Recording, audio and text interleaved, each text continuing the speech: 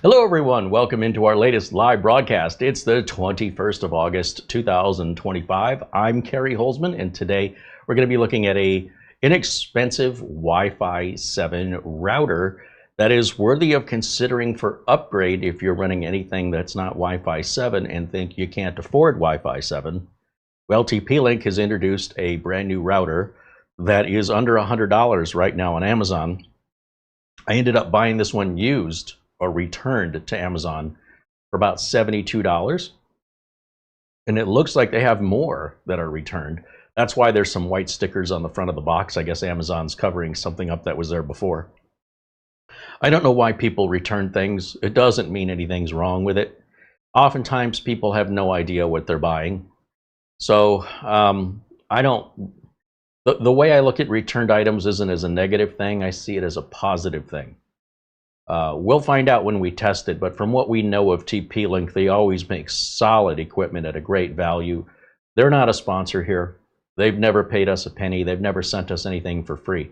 We go out, we buy these things that we think are going to promote or be a good investment of our time to share with you. Otherwise, if I had a feeling that this was going to be bad, I wouldn't have bought it. And what I love is the average intelligence of the buyer at Amazon is one that's mostly emotion driven and not practical, right? They see something, they want it, but they may not be able to understand what they're buying. And if it isn't what they imagined it to be, because sometimes people they get intoxicated, they go online and they buy stuff, and the next day stuff starts showing up and they have no recollection of what they ordered. That's an advantage for you and I, because if we are using our understanding of what it is we're buying and what it's worth, what competitors sell things for that are equivalent or in the closest thing you can find, you realize that the regular retail price on this is a great deal. I think $100. I think it's a solid deal. But then if you can find it because I'm just going to say moron, didn't understand what they were buying or thought they were buying a Rolls Royce when they were buying a Hyundai, therefore they were pissed off they didn't get a Rolls Royce. I'm happy. If I can get that at Hyundai for $10,000 off because somebody thought it was the same as a Rolls Royce, I'm good with it because I know exactly what it is and I know it's a good value. So it's possible some people bought this and it didn't perform like a $600 router. Duh.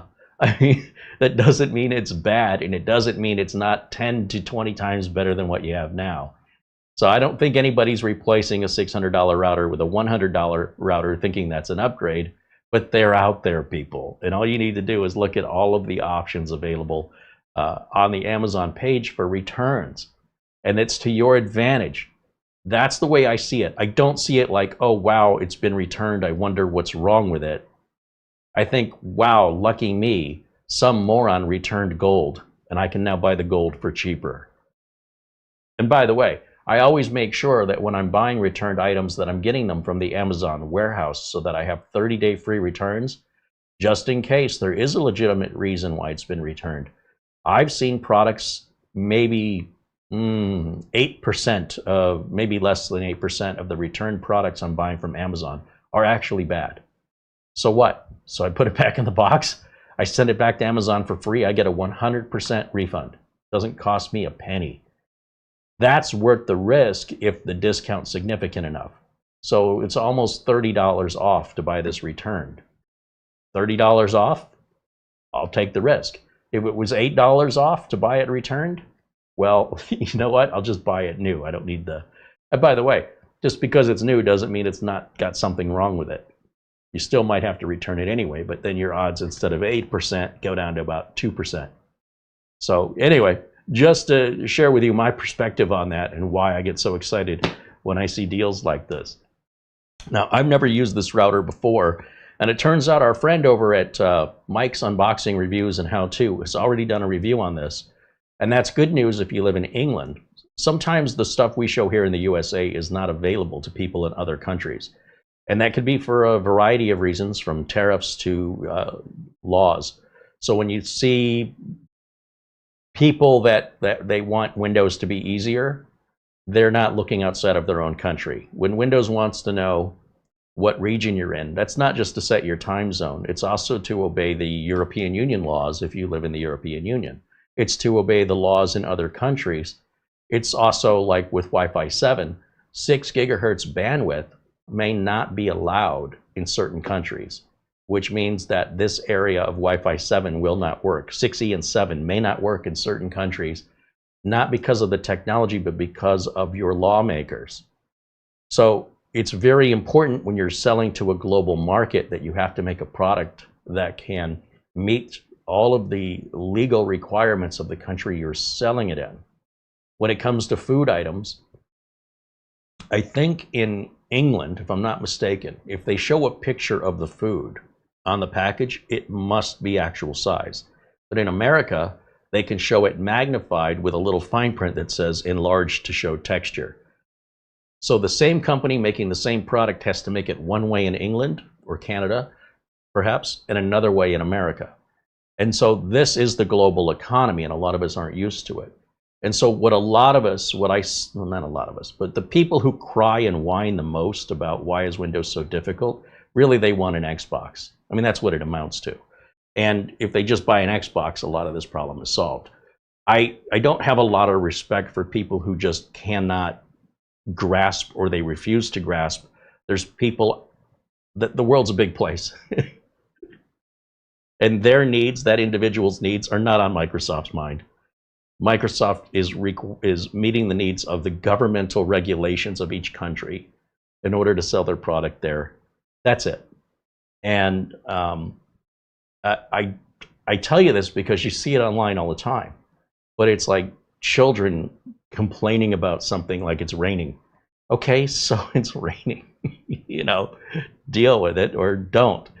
But whining about it, it won't make it stop raining. That's all I'm trying to say. So let me say hello to everybody joining us in the chat room today, and we're going to unbox this for the first time. I have not opened up the box. I don't know what sort of condition it's in with regards to, you know, because it's been returned. Is everything in there? I don't know. Does it look like new? I don't know. Is it scratched? We're going to find out together. First of all, shout out to our friend Buster. Peter Laycock sends us an Amazon gift card. He's not sending those super chats anymore because he knows YouTube's taken 30% of those and then making us wait 30 to 60 days before they hand it over to us. So he's like, you know, from now on, I'm going to send you Amazon gift cards. And we really appreciate that. Thank you so much, Buster, and anybody else who does that. YouTube's already taking 30% of your membership money. They're taking 45% of everything we earn from any sort of free videos. And then they've reduced the amount they're paying us for free videos down to, I don't even know what it is anymore. It might be as far as 1/80th of a penny. It's pretty rough. So anytime we can work around YouTube is good for me. That just taking way too much, and they're saying, hey, we host the videos, we make it possible. Yeah, but I'm the one who's making the videos. I make it possible. We need each other, so YouTube doesn't seem to feel that they need me. But regardless, they do that to every content creator. I'm not under any special different rules than anybody else on YouTube. And for a lot of us right now, it's been very difficult. As a result, we either have to get a sponsorship. Somebody comes in and is willing to pay for us to advertise something, maybe in the video notes, or maybe we run a pre-roll ad, or we have to mostly restrict everything down to membership, or we shut the channel down. I mean, those are the three choices we face right now. I really don't want to shut the channel down. I can't even imagine I would ever do that. But the amount of time I spend with making videos might have to change if I have to go and expand my MSP business. Then I'll be doing that during the days in order to be able to pay the bills. In the meantime, the great thing about memberships also is YouTube doesn't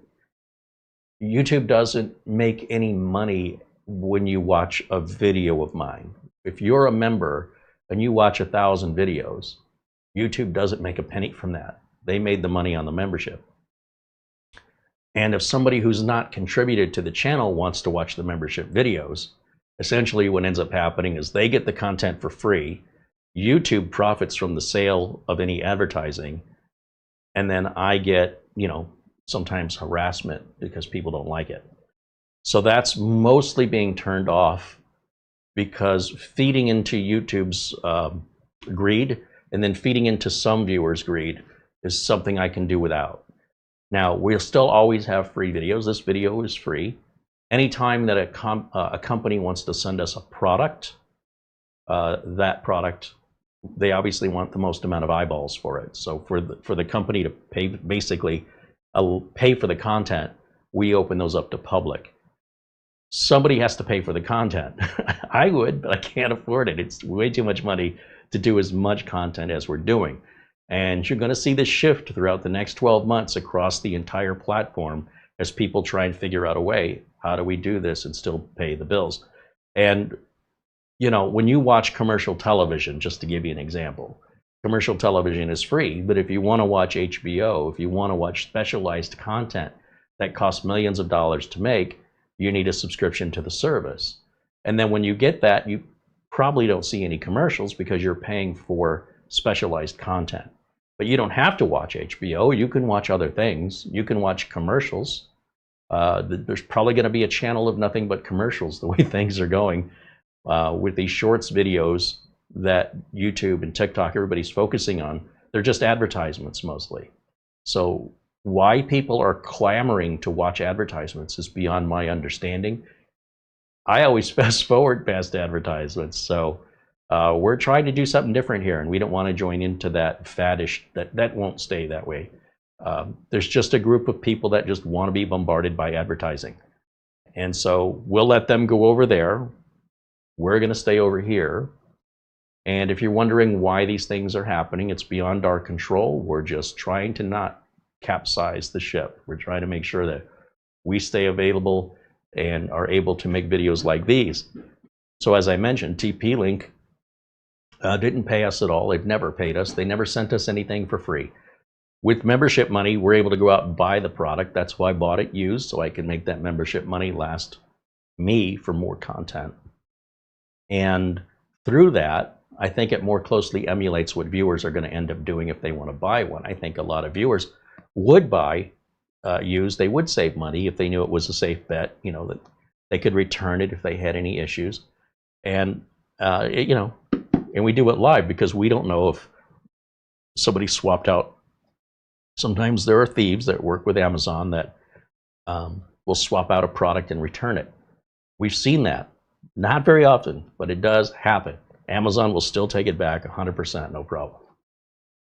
So that's why we're leaving the mystery in there. We're gonna experience what's in this box together. Usually it's just fine, and there's usually never any problems. All right. So thank you also to Steve Kopachel, who sent us an Amazon gift card out there in Ohio, and appreciate Steve and all the support of our members who keep us going. Let's see, let's scroll down here. Mark Baggett saying hello. Eddie Casanova says hello. Pago joins us along with, there's Mike's unboxing. This should be an interesting one. Just got some of these myself. All right, well, I don't know what you said about it, Mike. I saw your thumbnail. I haven't had any time. I wanted to watch it, but if I'm missing anything, please let me know. If there's some feature or downside that you found, I'd appreciate any guidance in that way. 3D Everything says hello. There's Luke Greenia. Of course, Mara's hanging out in our chat room. John Williams says hello. David Graham says hello. Michael Lavelle and Scott, John Williams, and Dennis joining us. Dennis just updated the Nano KVM discovery tool, which looks, I haven't tested it yet, but the description of the changelog looks spot on. I appreciate that he's not walked away from it, that he still thinks of ways that he can enhance it. That's awesome. I love that. Charlie Purdy says hello, as does Dustin Fuller and Phil Stodd.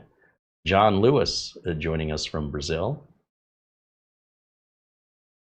John Lewis said he's using an older TP-Link AX73 and a WE605X Wi-Fi 6 with firmware from May 2025, and I could not be happier. We're using TP-Link here. We were using TP-Link at Studio B. I think as far as, does TP-Link make the best routers? No. Do they lead the industry in Wi-Fi? No. Do they give you more for your money than anybody else in networking? Yes. At least reputable.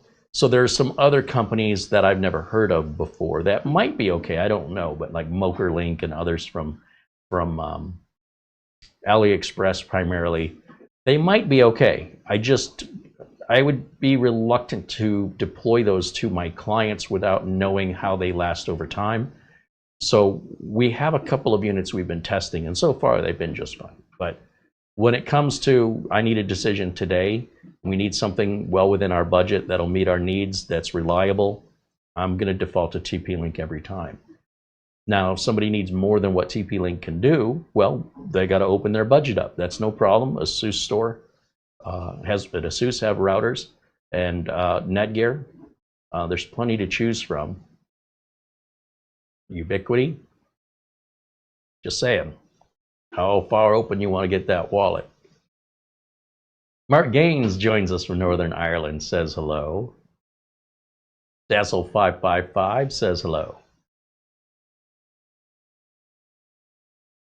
Here's Gary Tatum and 𝐃𝐮𝐚𝐥-𝐁𝐚 is joining us. Mats Olov joining us as well. So we got Sweden in the house. I believe Mats Olov and 𝐃𝐮𝐚𝐥-𝐁𝐚 are in Sweden. Mike's Unboxing says TP-Link Mercusys. This may be an example of a brand that's not available in America, or I just haven't crossed paths with them yet. 𝐃𝐮𝐬. Is 𝐃𝐮𝐬 still in business? And 𝐃𝐮𝐬 all have budget brands for routers and mesh. Yeah, I have one 𝐃𝐮𝐬 router, which exactly is like the GLINet. I don't see much difference between the two, but I think the GLINet was cheaper. Maybe it's the other way around. Maybe the 𝐃𝐮𝐬 was cheaper. They were a different color, but they were like exactly the same besides that. But those are good tips, so appreciate that from Mike's Unboxing. Mike has a YouTube channel, and he's based out of the UK. So if you're watching from the UK and you're looking for more localized content, or you just enjoy getting this kind of content, be sure and check out his channel and subscribe to him. Does a great job over there. Hey man, Kath. Frank Jimmy says hello.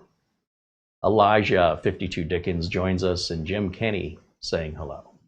All right.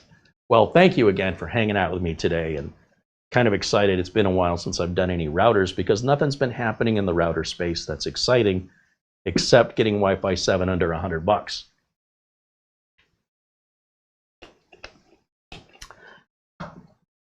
But Carey, it's $110 on Amazon. No, it isn't. I'm looking right at it, Carey. You're not seeing it. Sorry, I'm having a conversation in my head of the future. Let's jump over to the Amazon page and take a look. See, told you, $110. See, I told you, $10 promo code. You just didn't see it. All right, that brings it under $100. It's a dual band, so it's 2.4 and 5 gigahertz. Right? Let me see.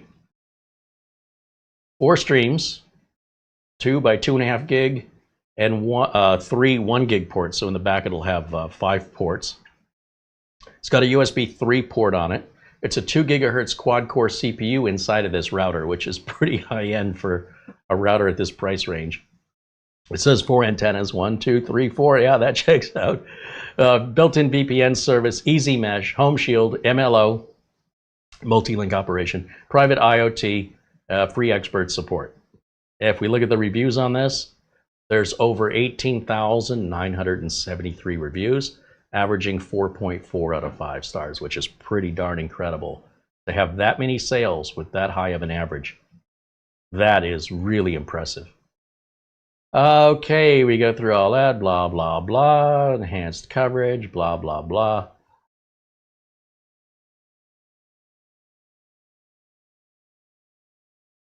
I don't see what channels we have on this.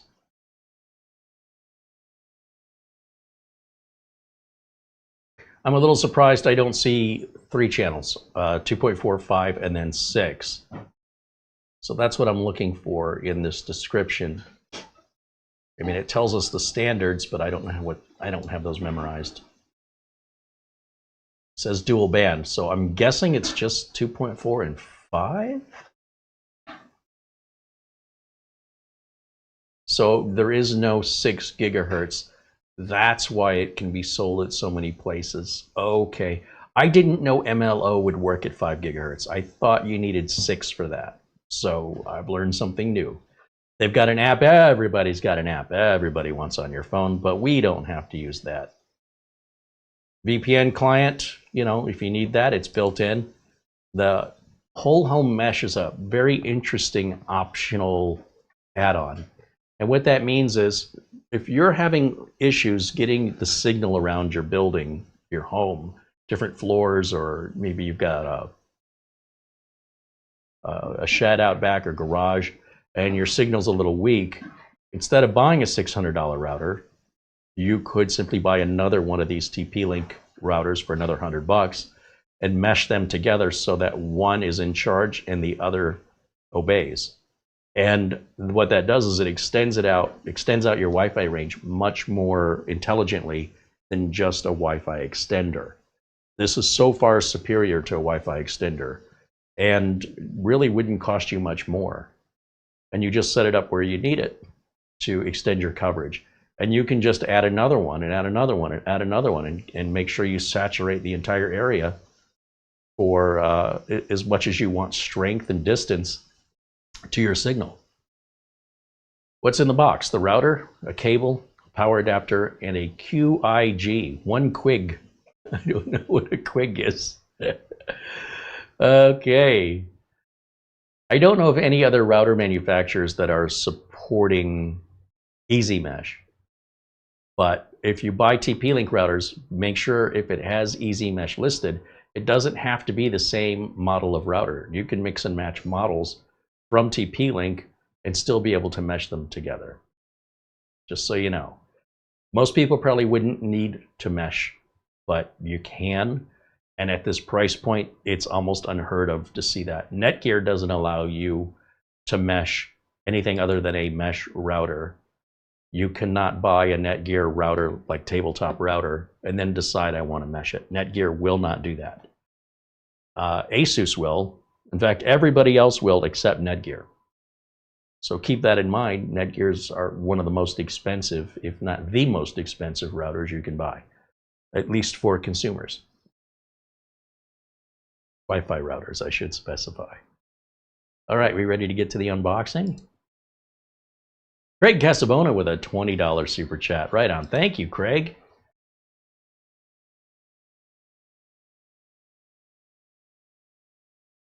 All right, let's do this. It's taped on this side. Oh, okay.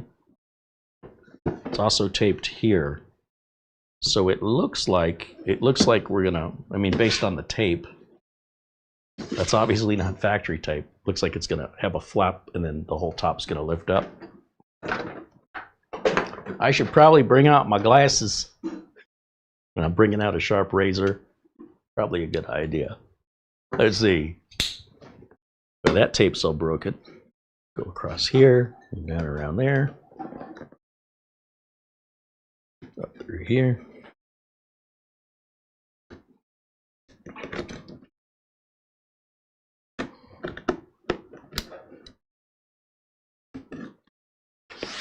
Come on now. Yeah, I had a feeling it was going to open that way. And then when I try and lift it up, that's why this tape is here and here. And now that should open right up. Now you see there's no plastic bag or anything. Normally, in my experience, new products are usually wrapped in plastic. I'm okay with that. It's a little bigger than it looked in the pictures. The antennas still have plastic wrapped on them. There's a little bit of plastic on each antenna. That's intended to come off. It's just there to protect it in shipping. It looks like even the peel tab on the front, I don't think anybody used it. Again, this may be a situation where somebody was drinking. They're like, oh, I think I'll order one of these. And then it arrived and they said, what's this? Because when we look in the rest of the box, this cable's nobody put that cable back like that. I would, but then I wouldn't have returned it because why would I? Documentation. Look, that's never been used. Whoever bought this and returned it, it looks like they took it out of the box. I'm going to guess this had plastic like it was in a bag. They took the bag, they threw it out for some reason. They said, what's this? What do I have this for? You're telling me that this won't increase my internet speed by just buying this? Well, what a ripoff. I'm sending it back. That scenario I'm painting in my head would 100% fit exactly why nothing has been used. Now, there's lots of other reasons why people do this, but that's one that would fit this scenario 100%. It's not uncommon. There's some foam pads up here. That's nice.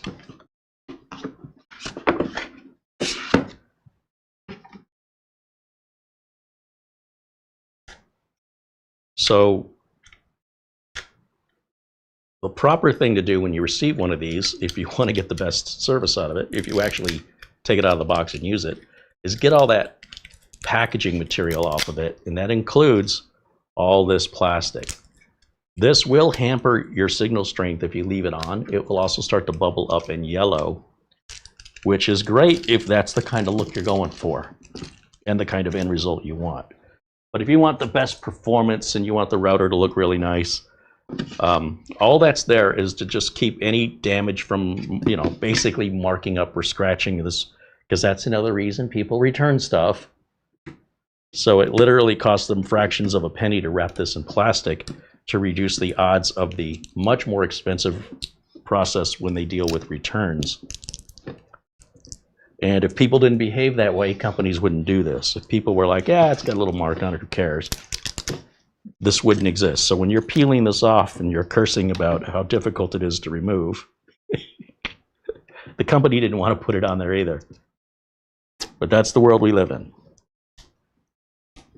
And I'm sure there's probably an easier way to do it, but regardless, it's coming off. Now these antennas, they appear to be fixed in place. I don't think they come off. Now that's a good thing and a bad thing. There's nothing worse than adjusting your antenna and then having it just loosen up and fall out when all you were trying to do is make an adjustment. Then you got to turn around and tighten it back up again, only to go backwards or to keep winding the antenna in the same direction to keep it from unscrewing itself from the router. That's what happens when you have modular antennas.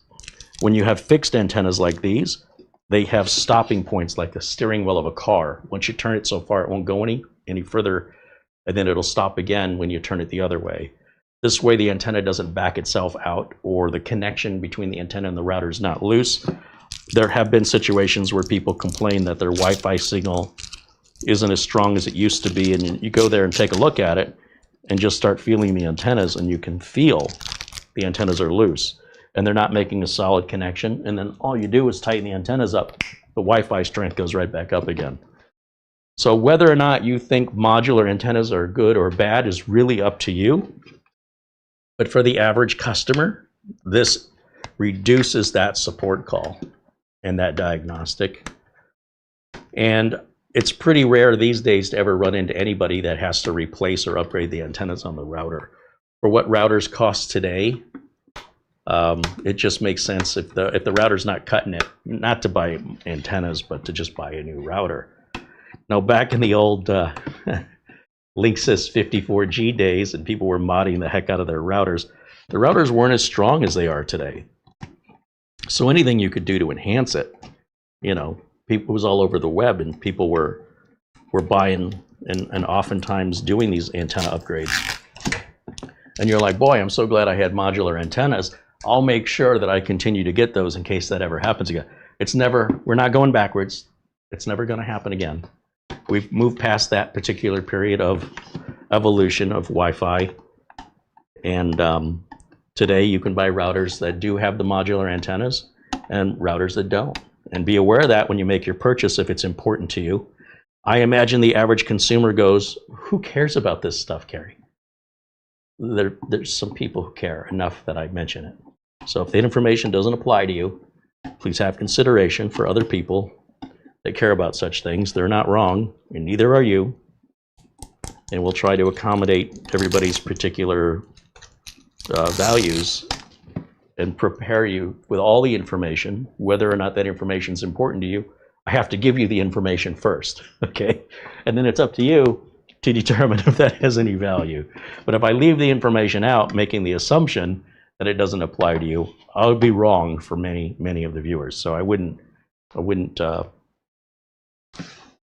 disrespect the audience by doing that. So if I bring this up closer to the camera, you can see here what we've got. All of your LEDs right down here. I don't think anything shines here. I think it's just a piano black finish just to show fingerprints. And then on the back, we've got, you can turn the LEDs off if they're annoying you. You don't want to see them. WPS is the one button press. Say you've got a wireless printer and a wireless router. You push the WPS button on the router. You push the WPS button on the printer, and then they synchronize together so you don't have to go through putting in all the passwords and such. It'll just sync up by itself. There's also, you can turn the Wi-Fi off on this if for some reason you don't want to use the Wi-Fi. Just hit that button. I've had people that are cleaning the house and they pick the router up and dust underneath, and then they put it back and they go, my Wi-Fi is bad. It's not working. My Wi-Fi went away. And it's because when they picked it up, they tapped the Wi-Fi button. And there's usually a light that will indicate if your Wi-Fi is on or off. And if that light goes off, it's an easy mistake. Somebody picks it up and moves the router, and they just unknowingly hit the button when they pick it up. That's what that button's for. It's for turning the Wi-Fi on and off. So just be aware of that if you're going to move your router around. There's your reset button to put it back to factory settings if you forget your password or you're locked out of your router. I mean, that would be your fault. Maybe you bought something used and you need to reset it, or a customer's paying you because they locked themselves out. Now, this will support multi-gig internet. So if you have high-speed internet up to 2.5 gig coming out of your modem, this router takes that just fine right there in the blue port. And it will output it to one of your computers here in the orange port. The other orange ports are all 1 gig. So you said, well, what if I have multiple 2.5 gig computers, Carey? This router's a piece of junk. No, this is a $100 router, and you're lucky to have that particular port. Now you can go buy yourself a $60 network switch that's 2.5 gig, and you can split that off and do as many 2.5 gigs as you want that you can afford. But now it's not a $100 router anymore, is it? So you might be cheaper. It might be cheaper for you to buy a different router if you want all 2.5 gig back here. You get what you pay for, okay? So the fact that you've got one at all, I think that's a completely surprise that this has 2.5 gig at this price, regardless. There's a USB port. You can plug a printer in there. You can plug a USB drive in there and have your own NAS. This is a power button. Push in, push out, or, you know, it's not a momentary switch. It actually locks in and stays in. Stays out, stays in. And then that's your barrel style power connector. You've got these holes on the bottom. This is to mount it on a wall if you wanted to hang this up. And yeah, I've got login information, default information down here. Overall, it's a pretty nice little unit. Doesn't take up too much space. Some of the more expensive units are, you know, four to 6 times the size of this thing. So, you know, it's not like you're just getting the same box with different components. No. On the more expensive units, they couldn't fit all the components in this little box. Those components cost extra money. The unit's capable of doing more, and it costs more to make it. It's going to sell for more. You get what you're paying for. So set your expectations accordingly. For me, my expectations on a $100 router are pretty low. The fact this does have 2.5 gigahertz and the fact that it's Wi-Fi 7, I'm already impressed. Because being able to do that for under $250, I've never heard of such a thing.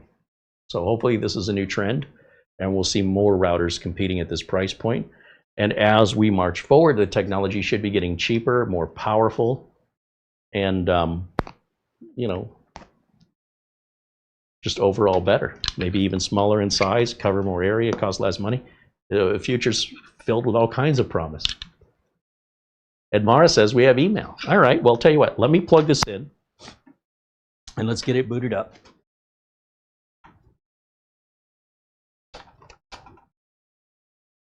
Let's see, I'll plug that in here. And we'll plug in the back. And then I need a network cable. I'll tell you what, we'll just plug into our other router. Let's see what it does. We'll plug it in into the WAN port back here. And then I'm going to turn the unit on. And we have a power light right down there.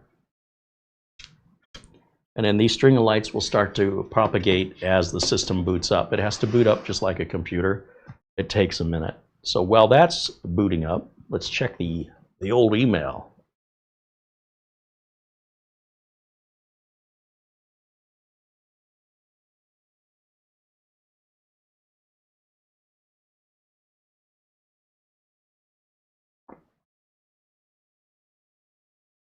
Oh, our friend Mark Gaines with an Amazon gift card, 50 pounds. Can you send 50 pounds through Amazon? If you send a gift card through amazon.co.uk, we cannot use it. So Amazon in the USA is not Amazon in the UK. It's not Amazon in any other country, not Canada. These are all separate Amazons. So you need an account for the Amazon of that country to spend the gift card that was purchased for the Amazon in that country. So while we appreciate the gift card, I would recommend you look in your order history or contact Amazon customer support and ask them if they can refund that for you or change it into an Amazon.com gift card. It's not possible to send any other form of currency to Amazon.com. So your first alert when you're sending us an Amazon gift card is, are you sending US dollars? Because if you're not, like if it doesn't auto convert it for you, then we can't spend pounds, we can't spend euros. It's not possible for us. So just so you know, we certainly appreciate, Mark has sent us gift cards before, so I think something's happened a little different here. He says, I hope you enjoyed this Amazon gift card. I got my Eero Wi-Fi installed and my printer is working great. So Mark was having a problem with his Canon printer was randomly disconnecting off of his Wi-Fi and was asking for help. And he had asked right at the end of a show. So the next show we did, I saw Mark. I said, hey, I saw your question there. And by the way, you can always email us. You know, for whatever reason, he didn't email us. He could have posted it on our forums. He didn't do that. So I said, well, I mean, is the problem still happening or what's the status? He goes, yeah, the problem's still happening. And I said, well, you can try this or you can try that. And he says, yeah, I already did that.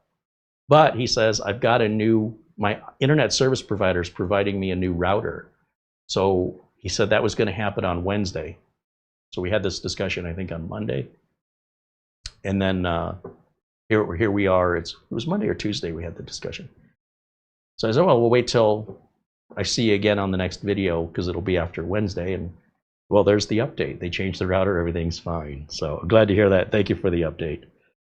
Our good friend Kelly sends a $50 Amazon gift card. Thank you, Kelly. I believe that's Kelly Stewart watching us in Northern California. And again, we appreciate all of your support because without you guys, again, the advertising model, you know, it's no different than, at this point, no different than HBO or Costco. If you want to shop there, there's a membership. We will try to make as much free content as we can afford to make for the viewers who obviously don't see any value in the content enough to pay for it, but do see enough value to watch it. So we'll still try to accommodate for them. And maybe some of them may decide after all to join us here and support us so that we can grow instead of shrink. But you know, it's up to the viewers. They will ultimately decide our fate. Or we take on a sponsorship deal, which we will do with the right sponsor, but not just any sponsor. And right now, people aren't exactly beating down the door on any YouTube channels for any sponsorship at this point, not that I'm aware of. So it's nothing about us. It's just my particular, you know, my level of being particular over who I will promote here. And then the choices that we have are more limited than ever in the history of doing this channel. I've never seen sponsors run away like they have from YouTube, just from YouTube altogether. So again, it's just a struggle behind the scenes. We're dealing with it. We're not going anywhere, but there will be some change in format in order for us to, you know, keep doing what we do. Mark presenting. Oh, Mark did resend the Amazon. Well, thank you again, Mark. Sorry that happened, but we certainly appreciate you. He goes through the effort to give us something, and we're like, we can't use what you're giving us, and then he has to take it back and re-gift it again. What a pain in the butt. No good deed goes unpunished. Thank you, Mark. Thank you very much. All right, so I'm looking down at the router and I'm looking at the lights, and I don't know if I can pick this up better on camera too, but there's 4 lights here that indicate whether or not we have a signal from our modem, whether or not Wi-Fi is turned on. If I hit the Wi-Fi button, I'm not seeing anything change there. Probably because we haven't gone through the setup of the router yet. My guess is this router has never been used. Somebody took it out of the box and then sent it back. They never plugged it in. So I think until we set this up, all of the other lights won't come on until we go through the setup process. Now, TP-Link and many manufacturers these days, when dealing with home users, they have to dumb everything down. They just put the app on your phone. Put the app on your phone. Support has more or less gone away. It's perfect timing for support to go away, by the way, because using Copilot or ChatGPT or any of the other AIs are far better than any support you will ever call. There should be no reason for you to contact HP support unless you have a warranty issue and you need an RMA. There should be no reason for you to get on the phone. It all started with outsourcing to other countries where Americans cannot understand the accents of the people helping us, and the people helping us are just reading scripts and don't generally have any actual knowledge. So then Americans get really ticked off that they know more about technology than the tech support they're calling. They're waiting on hold. They're being potentially charged for the phone call. So now you can simply open up Copilot or any other AI today, right now, and while it's not 100% accurate, in my experience, it's about 98% more accurate, faster, and less frustrating than contacting any company's tech support, period. In fact, companies should be just replacing their tech support with AI, because then you can get rid of the difficult accents. You get rid of having to pay a department that doesn't generate any money for you. And you get rid of the managers that have to evaluate how many calls people are going through, because time is money and they're not paid to help you. They're paid to get you off the phone. ChatGPT, Copilot, they got all day. They'll chat with you for as long as you want, no charge. So good riddance to tech support. It's pretty much gone.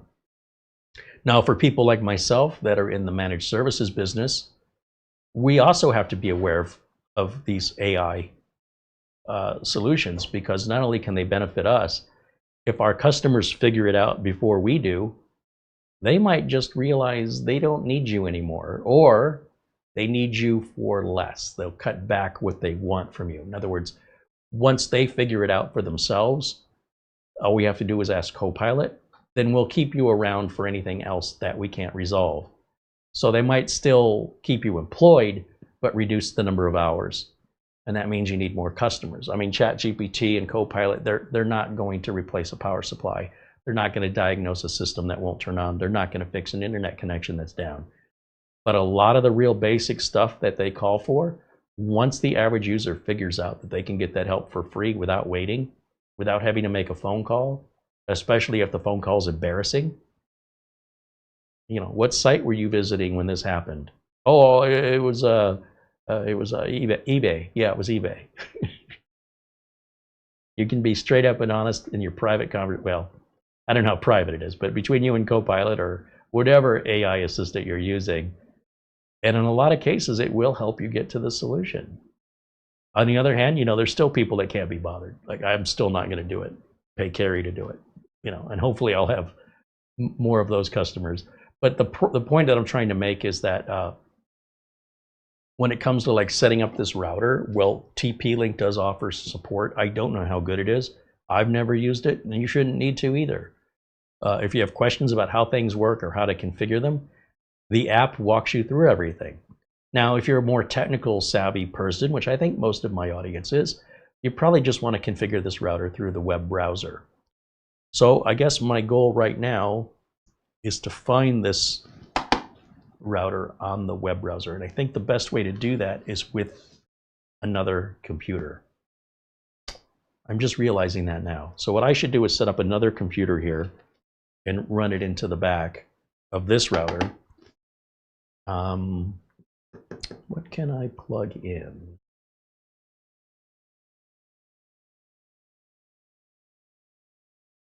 Looking for something I don't have to walk too far to get. Something small, a mini PC perhaps. Let me take a little walk off camera here for a second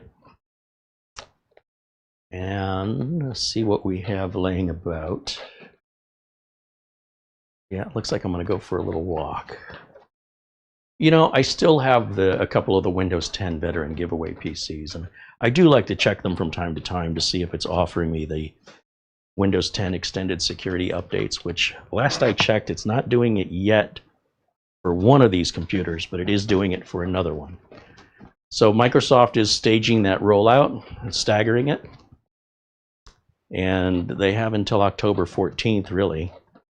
So if you're still running Windows 10 and you're like, where's my option for extended service updates or security updates?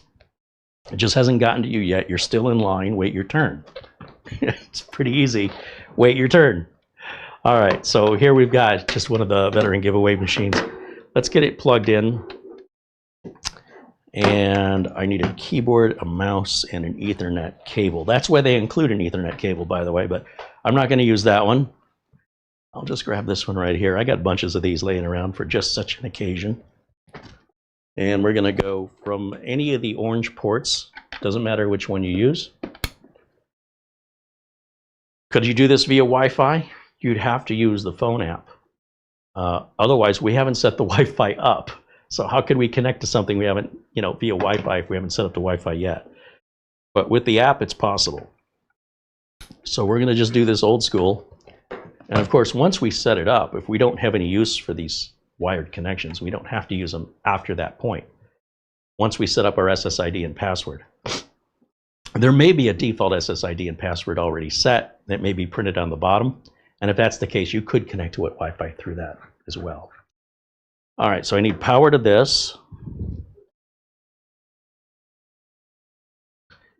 And then I need a keyboard, mouse. Oh, and I need video too, don't I? So video, let's do that before I forget. There's my HDMI cable. And you know I'm standing on it, right? I always have to stand on my cables. And we'll put that in right over there. And then a keyboard and a mouse. And then we can turn this guy on and we'll access the router the same way you would, right? Most people only have one router. But when you have more than one, things get a little complicated, but nothing we can't handle over here. So for my demonstration, I am emulating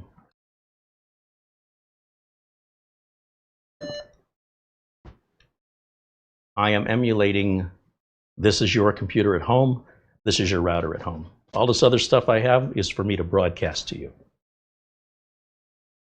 Now this is beeping at me, and I'm sure it's beeping because it's been off and unplugged And those little BIOS batteries, they go bad pretty quickly if you leave them unplugged from the wall. It'll drain that battery within a couple of months instead of years. So when I turn this unit on, it's probably complaining. Let's see. We get some video here. It's probably complaining that the BIOS battery is dead. And I think that's why we're not getting any video out of it. But hold on, let me turn the camera back on and just put myself in a corner. We can watch both. Okay, so apparently it's gotten past the battery errors. Changing the battery is real easy. You slide the lid off. It's a little button cell, coin cell battery. Swap it out. It'll probably last a couple of years. If it's unplugged, a brand new button cell battery will last 6 to 8 years if the unit's normally plugged into the wall, even if it's off, as long as it's plugged into the wall. But I've got these sitting unplugged on a shelf, and it's draining the batteries much faster. And these batteries are probably 7 years old already because these are older units. All right, so that's just explaining what we're seeing here. Let me get rid of camera 1 now because you don't need to look at my mug. And let me go full screen. Full screen. Where is it? Okay. It detects a new network. Do you want to allow your PC to be discoverable? Yeah, I don't care. That's irrelevant. It looks like we booted in 4K because I can't see a damn thing. Let me change. Holy moly, that's a tiny little font. Let's go to display settings and change that to 1080.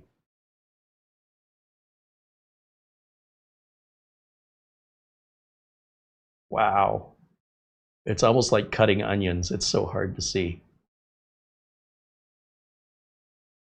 Right there. That ought to be us. If I just open the browser, it's entirely possible that the TP-Link software opens on its own. In this case, it did not do that. So if we want to know how to access the TP-Link router, one of the things that we can do is go to the command prompt. If I turn the keyboard on, I suppose that's a requirement, CMD, enter, and just type in ipconfig. And that should tell us what our gateway is. The gateway is a fancy word for your router. Now this is saying our default gateway is 192.168.0.1. You see that where it says gateway? And just type that right in here. 192.168.0.1, and that should bring up the web interface to control this router, and it does. So it says, all right, it's your first time setup. First thing you need to do is create an administrator password. So we're going to put a password in here.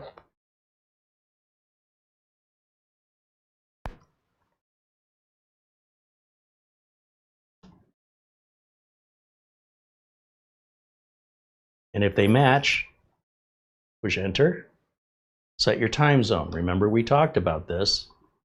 It's more than just your date and time. We are UTC -7, Arizona. Next.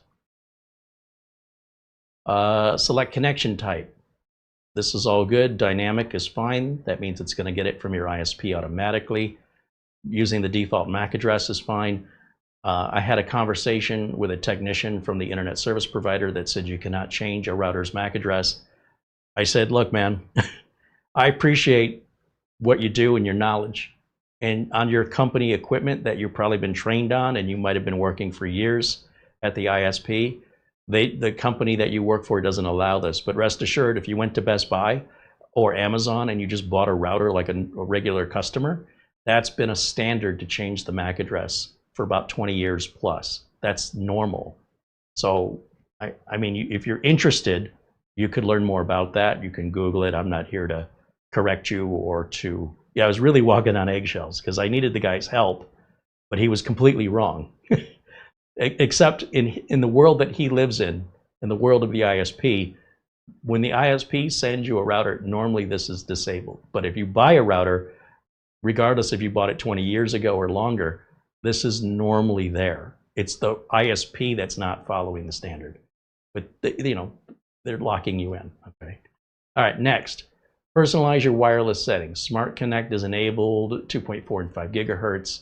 all of this stuff, we can leave it enabled or, change it to whatever you want it to be. Smart Connect will automatically switch between 2.4 and 5 to each device depending on what's better at any given moment. So if suddenly there's a lot of interference on 2.4, or if suddenly as you're walking around the signal strength is higher on 5, it'll auto switch you. Now, if you don't like that, because if you have a lot of older Wi-Fi equipment, this may not work.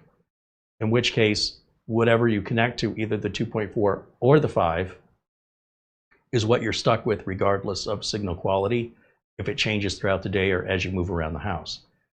But if this isn't working, it's not because of this. It's because you're using really old, incompatible Wi-Fi stuff that doesn't support this. If you're going to disable this, you're going to have to give the two networks different names.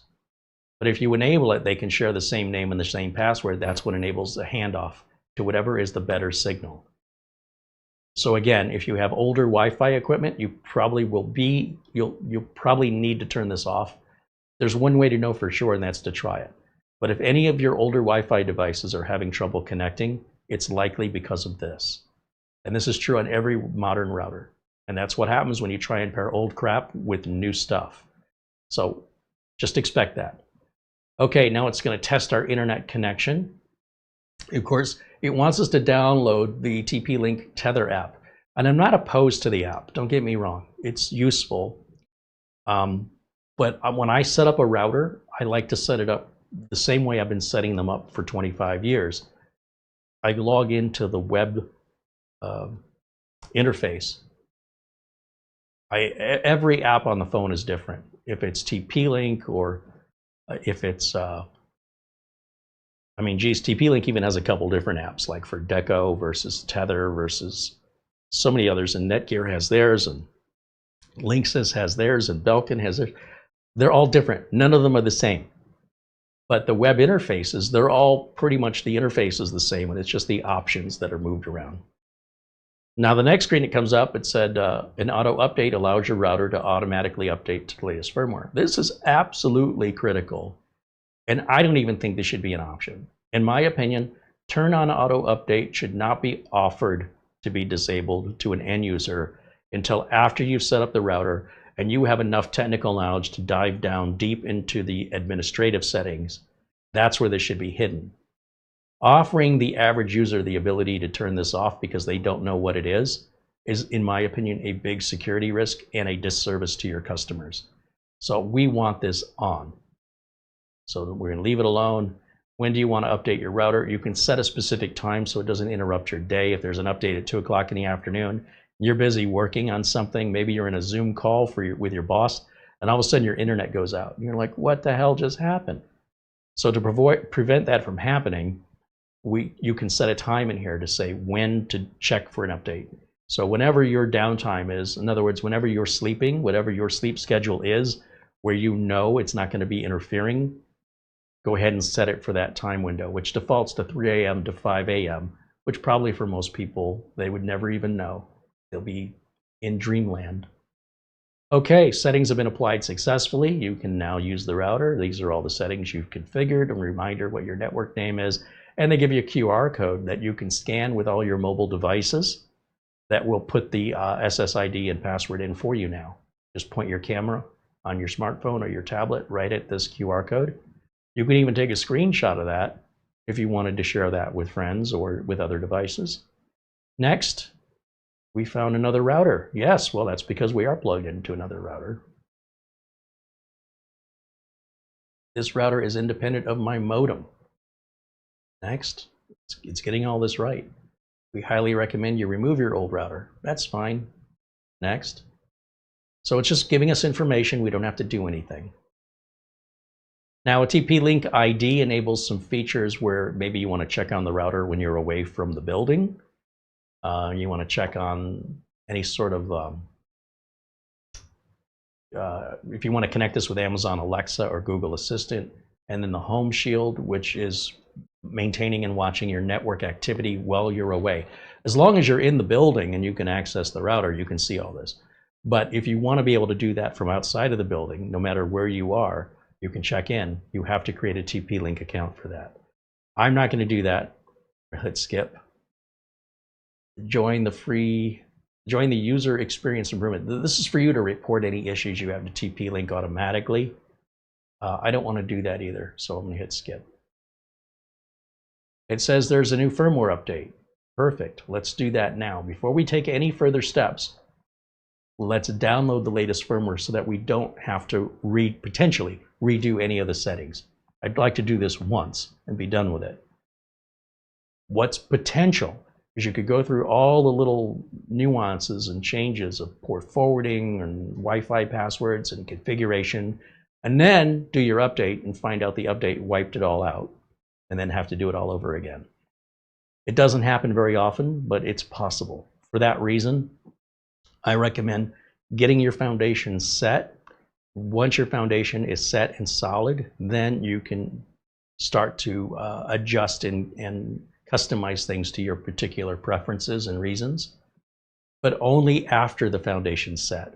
And the firmware is a very, very important part of that foundation, and that should go down and be updated first. Now, once your router has been updated, and if you have made a lot of customization, you can back those settings up and you can save that as a file, like on a flash drive or on your computer.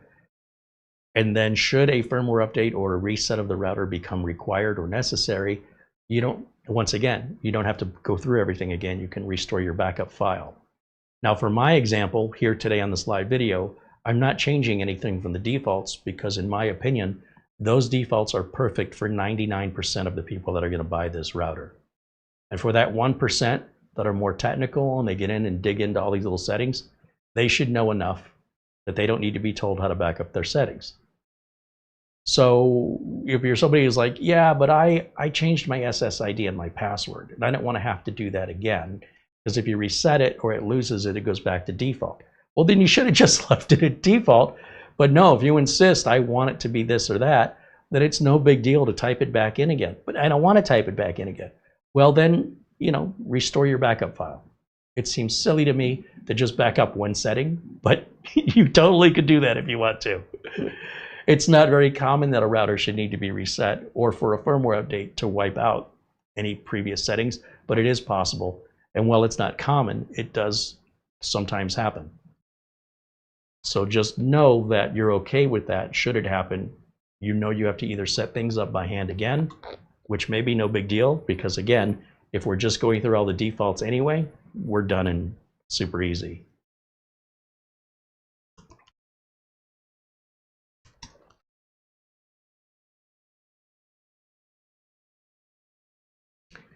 To accurately identify your connected clients, we will share your client's information to a third-party service if you authorize it. We won't save your private information. So what they're trying to do is they're trying to help you. They're trying to say, look, we can identify if you have a camera or if you have a garage door opener or if it's a PC in order to help configure the router appropriately for that kind of device. There's nothing nefarious here. There's nothing evil. There's really nothing about you they honestly care about other than trying to sell you another router, even in the future. And, they could give a rat's behind over your internet connection, over your internet connected devices. They don't care, but they do want you to have a good customer experience. They do not want you to have to call tech support. They want to handle all this for you, but they have to see what you have. And if you think that's an invasion of privacy, well, you know what? You can just say maybe later. You don't have to. They're very transparent about this, but you cannot say, would you please feed me, but I don't trust your food. You got to make up your mind. Either do it yourself, go get your own food, but nobody's out to get you. But if you think they are, well, you have options. No one's forcing you. Now, when we look at the settings, TP-Link lays out their interface a little differently than, say, other manufacturers. We start out with the internet map, and that just kind of shows what's connected and how we're connected. It shows up here 2.4 and 5 gigahertz are enabled. It shows our connection type and our WAN MAC address. That's the WAN port on the router.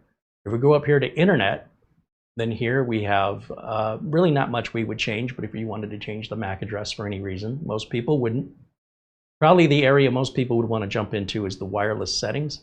So you could turn on multi-link network. Now that's only going to take effect if you have a multi-link MLO, multi-link operation option on your wireless device. So any wireless devices that don't have this, well, the router's got it, but in order for you to use it, it's got to be on both the router and the wireless device. So if you have some modern networking device that supports MLO, you can turn this on for better, potentially doubling your wireless speed. But if your equipment is too old to support MLO, there's no sense enabling it. If you want to set up a guest network, you can set up either 2.4 or 5. What the guest network does is it's like a hotel Wi-Fi or a Starbucks Wi-Fi. It gives you, the user, the guest, access to the internet and nothing else. You have no access to other guests. You have no access to any files or printers that are being shared. You have no access to the local network. You can only access the internet. And even then, there could be firewall rules in place that prevent you from going to websites that are dangerous or illegal, so that there's no legal issues. If you wanted to download pirated software at Starbucks, it's probably not going to work. Because then when the FBI goes to visit Starbucks, they're going to have to pull up security cameras to find who was the person at that time that was downloading stuff illegally. So they probably blocked that right at the firewall. So a guest network is there for internet access, and you can turn on both or one or the other. Then you have your Internet of Things network. Now, this would be for your security cameras and for your garage door openers and Ring doorbells and Alexa, things like that. You could put it on your IoT network. An IoT network is just like a guest network, except on the IoT network, the devices on the IoT network can talk to each other, but they can't. They can talk to each other and then go online. They still can't see any files. They can't see anybody connected here, and they can't see anybody connected to the Wi-Fi. So any access to your IoT network is done through the internet. So if I want to see my security cameras, or if I want to see my garage door opener status, that's all connected through a cloud service. That's universally how IoT works. I have not seen any IoT equipment that wants to talk to each other. I never use the IoT network. I use the guest network for that, for both guests and non-computers like televisions and garage door openers and Ring doorbell cameras and security cameras and smart outlets. That all goes on the guest network, because then they're just connecting to the service in the cloud, and then I can connect to the service in the cloud with their app on my phone or on my PC, and that's how all of that works together. But there are some IoT devices that do talk to each other, or there may be other reasons that somebody may want to separate out the IoT network from the guest network. Again, I don't understand why, but it may be a certain configuration, typically with older equipment. But regardless, that's what that's for. Over here, the next thing is Home Shield. Home Shield is a security. Now, this will scan, to see that your wireless is secure, that your router is secure. There are parental controls, so if you don't want certain people, in this point it's parental, so children spending a certain amount of time on the network or on the internet, you want to say, okay, you've had 3 hours today, that's enough, or between hours, or to limit what sites they can go to, that's all controlled in here. Quality of service, or QoS, is to prioritize who gets, if everybody's asking for data at the same time, who goes first. So if you're gaming and lag is important, you would probably want to put whatever computer is connected that's gaming on the QoS to make sure that it gets priority. Or if you're doing Zoom calls, things like that, you wouldn't want them stuttering and lagging because your children are downloading and watching a Netflix movie. And so you would put that as your priority, if you even have that issue to begin with. And then under more features, there's real-time protection, more parental controls, and usage analysis, but you pay for this. I think ASUS is the only one that does this for free. Everybody else will charge you for it, but it's optional. Under advanced, that's where you get into all the good nitty-gritty as you go through all of the settings here that, VPN client, VPN server, IPv6, Smart Life Assistant. This is where you could set up Easy Mesh if you wanted to link a couple of these routers together. This is also where you would look under, say, administration, to look for a firmware update. probably, let's see, that's under quick setup. Let me go back under admin. Let's see, advanced. Somewhere in here is probably, oh, it's going to be under system and then firmware update. And then I can see what firmware version I've got, make sure auto update is turned on. And I can even check for updates just to verify that I do have the latest. This is so critically important, I cannot even emphasize to you. Because when this has an exploit and it gets taken advantage of, you won't know until after it's happened. Which is great, right? If you're trying to prevent crime, but all you do is draw chalk around dead bodies, you're too late. The damage is done, it can't be undone. And in this case, maybe it can be undone, maybe it can't. And your best defense, it's not 100% guaranteed, but your best defense is to make sure this stays updated. And you can just set that to auto update and just not think about it anymore. But you can see this is where you can also back up and restore your settings for the router. So if you had a lot of configuration changes and you don't want to put it all back, you can just back up the file. You can back it up wherever you want. System logs, you can reboot the router here. You can turn off the LEDs from here if you want.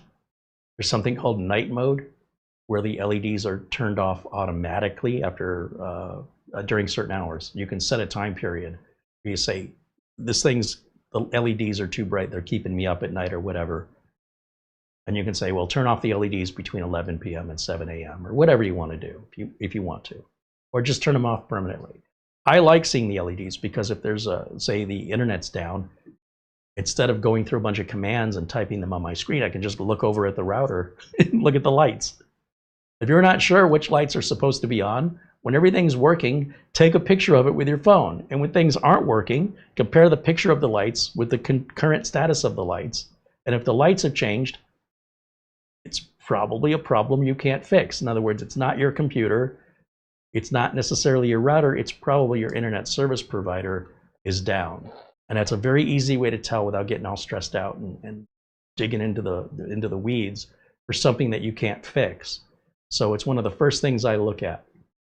All right, let me get back over here to camera 1. Like so. I gotta go full screen on that. Not working, Carey. Okay, that worked. And let's go back over to the chat room. See if you guys have any questions. That's a lot of router for under $100. Can you find me a better router? Can any of you find me a more powerful router, or even one that's equally as powerful as this? Wi-Fi 7 with 2.5 gig support. Can anybody find me a router that does this for under $100? Or does more? If so, please don't keep it a secret. Mark Gaines with a £5 super chat. Carey, I resent the Amazon gift card. My email is down, so I'm not getting notifications. I hope you received it okay. Yes, Mara came down and she's, I don't know how long you sent this, Mark. I'm just seeing it. We did get that. Thank you so much.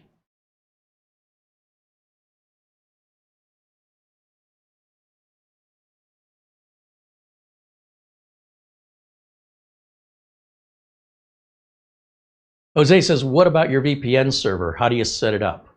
Well, I can tell you as a professional computer technician for over 30 years, I have never set up a VPN server for any client or any customer. So the short answer is I don't know how, because it's when a VPN is required, like when I worked at Intel or I worked at the power company or I worked for the school system, the IT department controls all that with really high-end, like Cisco, Juniper networks, these very expensive VPN boxes. It's not stuff we were allowed to touch. In fact, if we tried to touch it, you could lose your job. For the home users that want VPN, I had never had a home user ever, not once, that requested a VPN. One customer did want to set up remote access to their work. And I said, I can't I can't set up remote access to your employer. Your employer has to do that. If you're self-employed, we'll set you up with TeamViewer, we'll set you up with other remote access where basically it's all encrypted and tunneled through the remote access software, making VPN redundant. And then what that basically leaves me with are customers that want to do something that's sketchy, and I won't get involved with it. Now, I'm not implying that you're trying to do anything sketchy, but I will tell you that if you open up Copilot, or if you visit YouTube search and look up how to set up the VPN server on a router, there's many walkthroughs. I couldn't walk you through it because I've never done it before, and all it's going to do is slow your internet connection down and give you the illusion of security. The fact that you honestly believe that's doing anything other than mentally putting you in a place where you think you're more secure is strictly a mental position, and it would be very difficult to verify exactly how that's protecting you. I don't think it's doing what you think it's doing.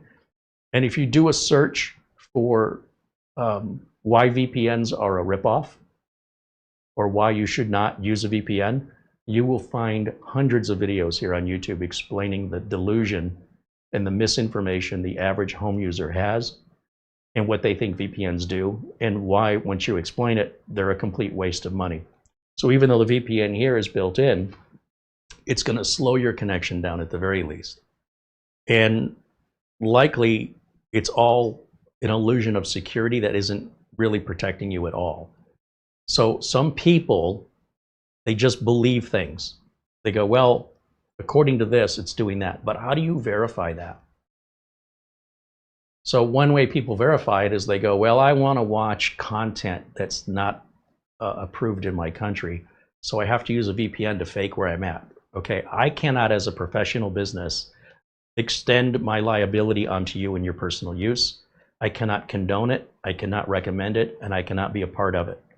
I also can't tell you not to do it, but I can't be a part of it. That's something home users do. Now, if there's a legitimate reason you need VPN and you don't understand how to set up VPN, you likely don't need VPN. That's all I have to say about it. But there's plenty of information if you just are curious. You could certainly go to Copilot, say, how do I set up VPN on a TP link? And what are the consequences? What are the benefits? And decide for yourself. But never, not once has a client ever paid me in 30 years to set up a VPN. It's been 34 years. So I don't even know how. It's security theater. It's a mental thing. It's not, you know, you'll see. It's a fair question, but I think it's one that involves a state of mind rather than a practical solution. And there are exceptions, but over and over again on the internet especially, the level of paranoia and the misunderstanding and complete faith that they believe that it's actually going to do something that benefits them is something I've been fighting for years. People look at benchmarks and they don't question if the benchmarks are real. I rarely ever see that on the internet where somebody looks at the benchmarks and for 1 minute thinks maybe the benchmarks are flawed or are not accurate. For some reason, the mentality on the internet is to just be skeptical of everything, except when it comes to security, they'll believe anything, and when it comes to benchmarks, they're 100% true all the time. I don't have an exception. I'm skeptical of everything all the time. And if something's not needed, we don't use it. And basically what's needed is what my clients call me and tell me they need. That's what keeps me in business. So, you know, again, fair question. There's always exceptions. VPNs do exist for a reason, and it's primarily to protect customer data. If you don't have customers, you don't need a VPN. That's the general rule.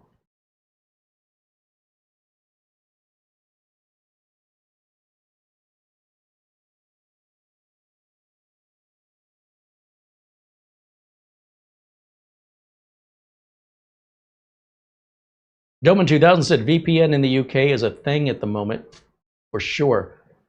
So I guess there's some age verification in the UK required to watch pornography online. And so people are then buying VPN. For some reason, they're ashamed of it. I mean, it's human nature. It's just how we exist. I don't know how you thought you got here, but your parents engaged in some activity that we can't talk about. It's very Puritan and prudish, but the fact of the matter is that there's a cultural stigmata, I don't know what's the right word, over something. If you're a human being, it's built into who you are. It's why the human race exists. It hasn't just become like panda bears. So for whatever reason, people like to hide it. It's culturally, the right thing to do. They don't want to give up their ID and expose who they are because that might show that they're a human being. And so they'll use a VPN to circumvent the law. Well, again, as a business, I have to follow the law. The law isn't just for bad people. Some people think, if you're a good person, then you should be able to break the law. No, that's just not the way the law is written. The law applies to all of us equally. It doesn't necessarily apply just to bad people. You can be a good person and still break the law. So as a business, there are potential serious consequences to promote and especially to profit from circumventing the government's rules. And that's true of any country. And sometimes, and in some countries, those penalties could be pretty extreme. And here in the US, it's enough to put me out of business just so I can make a few bucks. That's really not thinking about tomorrow. That's just trying to make a quick buck today. So any business that's promoting circumventing the law, I wouldn't do business with them if I were you, because you're already dealing with thieves. They know what they're doing. So if you know you're buying something stolen, if somebody says, hey, I can get you a new power tool, brand new in a box for half price. It's never been opened. Where'd that come from? How could it possibly be half price? Because it's illegal. Do you want to engage in an illegal activity to save 50 bucks? Do you want to potentially go to jail over $50? Do you want to rip off a company? They didn't do anything wrong. They're selling you a quality tool. But hey, it's all about me and my greed. I could buy 2 tools for the price of 1. That's good for me. Sure, you're screwing over the company and you're promoting theft, but what do you care? You're the one benefiting until you're caught. And then when you're caught, they're going to ask you where'd you buy it from. That's going to lead to the seller. And who do you think is pushing the cops and the law enforcement? But the manufacturer is losing the money. So if you play by the rules, you can sleep easy at night. And sure, maybe you will pay regular price for that power tool, but you'll also get warranty, support. Good luck getting any warranty with your stolen power tool that you got off Facebook Marketplace for half price. It's not sustainable. So it's your choice though. And I hope that we can all agree that making the right choice is the right thing to do, not only for yourself, but for your community, to support business, and for you to have peace of mind. You don't have a guilty conscience. You don't have to look over your shoulder all the time. But it's a choice each of us need to make. And I'm not here to tell you which choice to make, but I will tell you, if you're not making the right choice, I don't want to be associated with you. I don't want to be an accomplice. I don't want the police, when you're busted, I don't want them knocking on my door to ask me about you. I don't have time for that.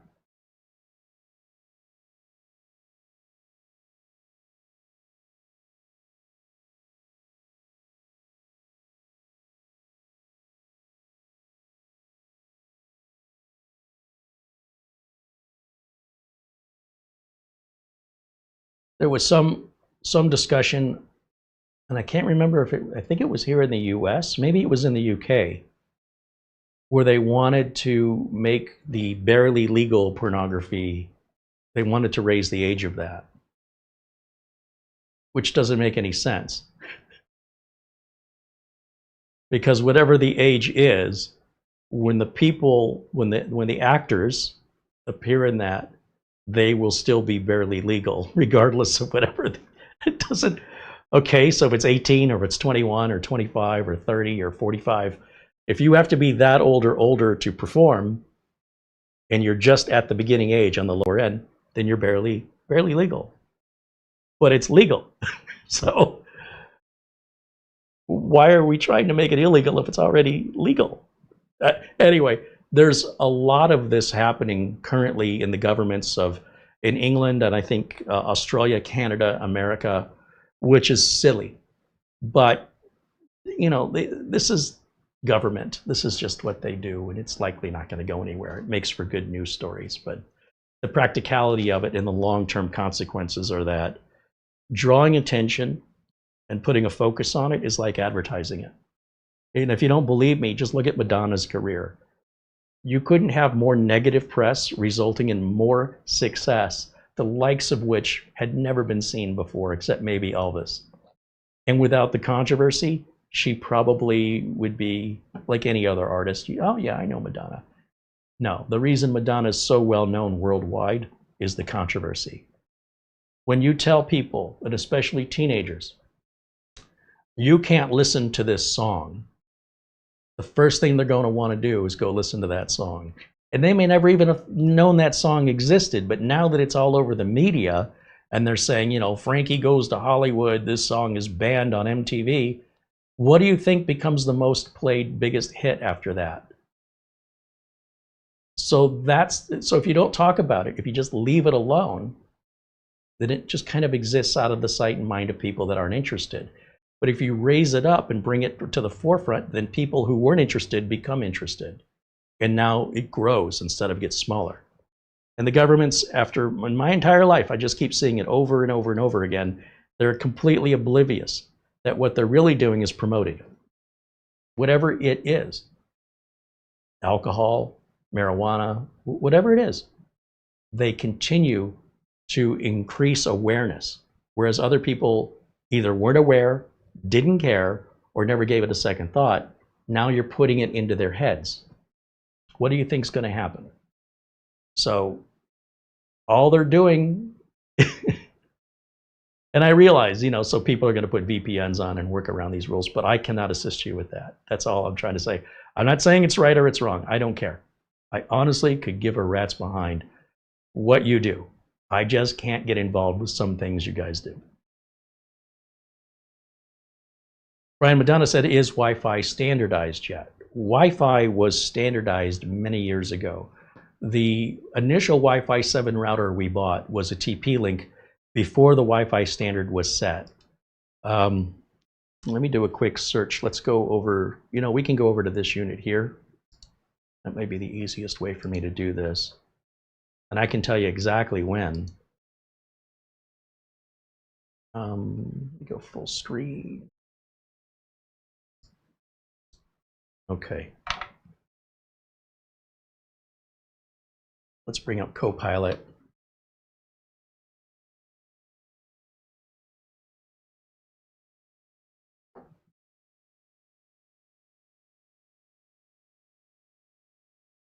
When was Wi-Fi 7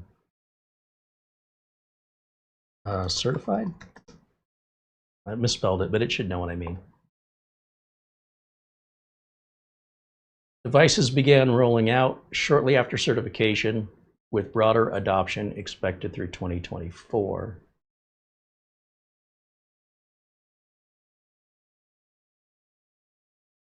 Yeah, but when?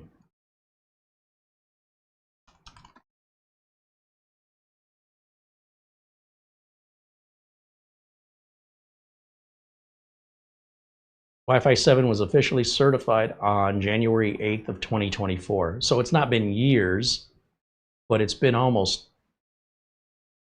well, yeah, it has been years, right? So January 8th of 2024, January 8th of 2025, and January 8th of 2026 will be 3 years. So I was right. I was just right. I thought it was a little earlier than this, but yeah. It's been a standard now for over 2 years.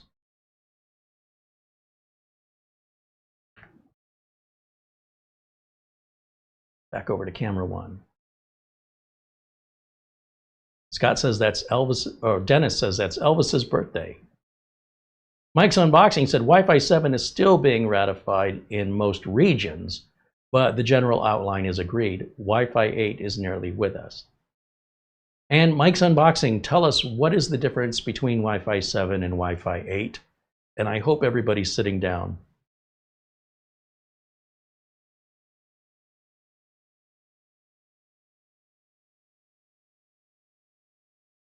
How much faster is Wi-Fi 8? How many more devices can Wi-Fi 8 connect to? What is the main difference between Wi-Fi 7 and Wi-Fi 8? And Wi-Fi 8 won't be out yet. I mean, it's going to be probably another year before we see it. So if you're like, well, why should I buy Wi-Fi 7 if Wi-Fi 8 is coming out?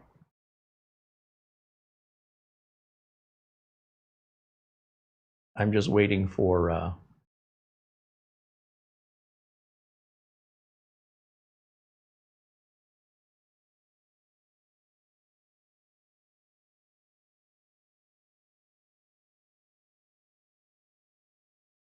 Mike's Unboxing says Wi-Fi 8 is faster than 2.5 gig Ethernet. If we do a search here, right, I'm going to come back over to this machine. I want to show everybody something. Wi-Fi 7 and Wi-Fi 8 are basically the same, but maybe something's changed I'm not aware of. Let's go back to our Copilot.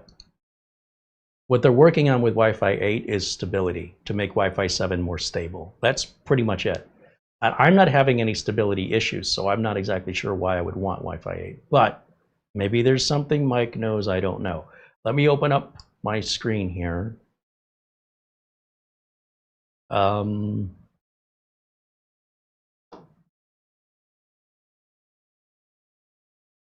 What is the difference? Wi-Fi 7 versus Wi-Fi 8.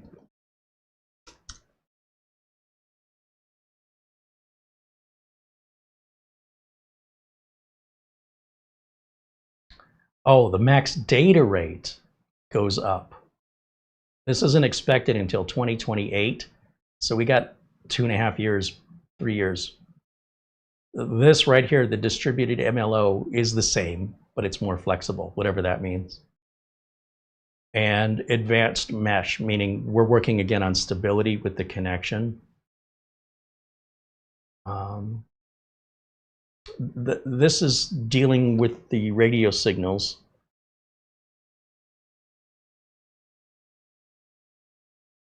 And these are the channel bandwidth is the same, and they're not quite sure. They're saying maybe it could be higher, but that hasn't been apparently that hasn't been decided yet. They're pretty much different. Wi-Fi 8 focuses on ultra high reliability. Remember, I talked about stabilization. And that includes everything they're listing here, MLO and mmWave. So, while Wi-Fi 7 is a big step forward in Wi-Fi, Wi-Fi 8 is really designed to take this big step and make sure the feet are firmly planted on the ground. That those steps are not, you're not going to trip over yourself. So Wi-Fi 8 is, to me, not exciting because I'm not having any issues with Wi-Fi 7 where I said I wish it was more stable or I wish it was faster. Like, we're already moving at 2.5 gig equivalent of a wired connection on our Wi-Fi right now. And I'm not quite sure if that's actually going to improve with Wi-Fi 8. That's interesting that Mike said that. I did not see that coming, but maybe. And if so, by how much? Is it enough to make a difference? Because if you're at 2.5 and you go to 3, who cares? Who can tell? It's such a minor increase. But if it's going from 2.5 to 5, I'm listening. So it's a pretty minor update. But nonetheless, Wi-Fi is going to be pretty dull for the next few years. If you get yourself a Wi-Fi 7 router today, you should be set for quite a long time. In the world of tech anyway. Years is a long time.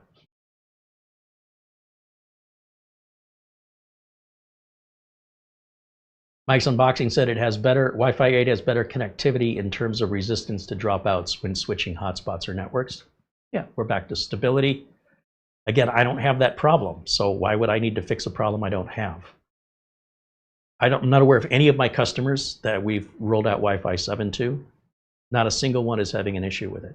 So that's why I'm struggling to understand who this is for. but I guess it's for somebody.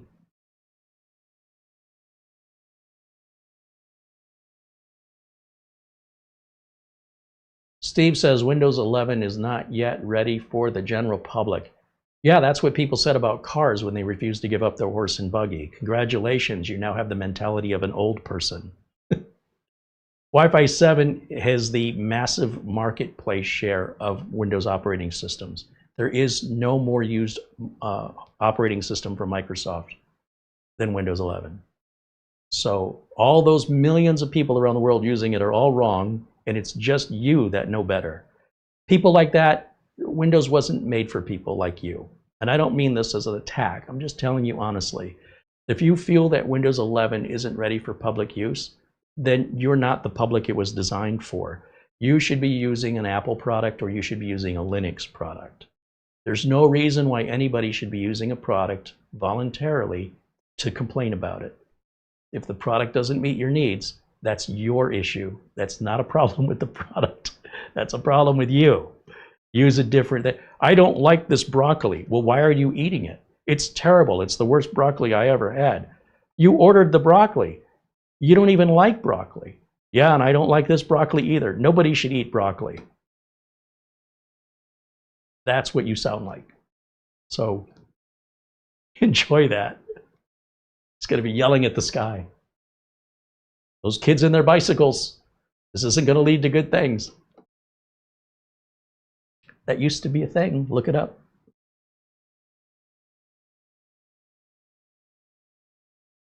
Brian Madonna said Wi-Fi 1 was released in 1997. I believe I set up my first 802.11b Wi-Fi network right around 97. And I was blown away by it. I couldn't believe it. Mike's Unboxing says, I should have mentioned one of the BE230 limitations is the Easy Mesh isn't quite like a normal mesh. It only meshes with the main SSID and not the IoT or guest networks. Oh, that's a pretty important thing.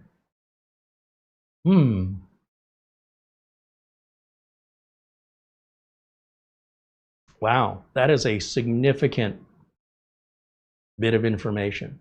I don't think for most people it's going to matter, but if you've got some Wi-Fi devices that are far away from your router, say you've got security cameras, and that security camera can't be on the IoT because the signal won't reach, so you extend and you do the mesh, and now the signal reaches, but the IoT is not part of that signal.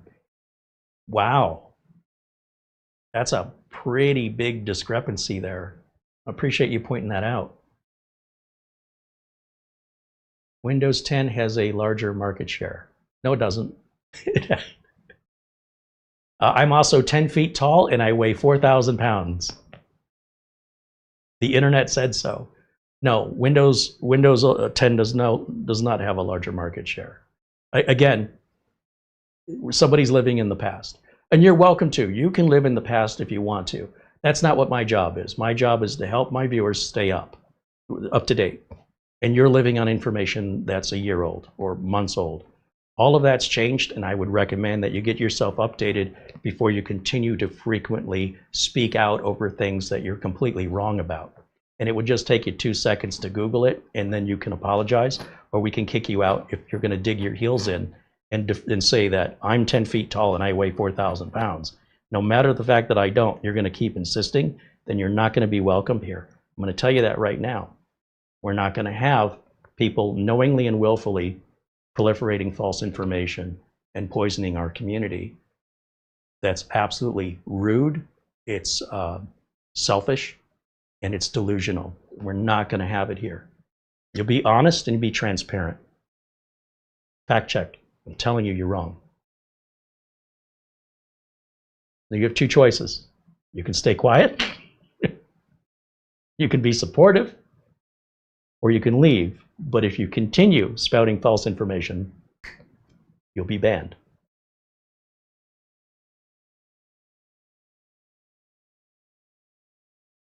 Right, Jimmy said, I don't like broccoli when I was young, but now as an adult, I can't get enough of it.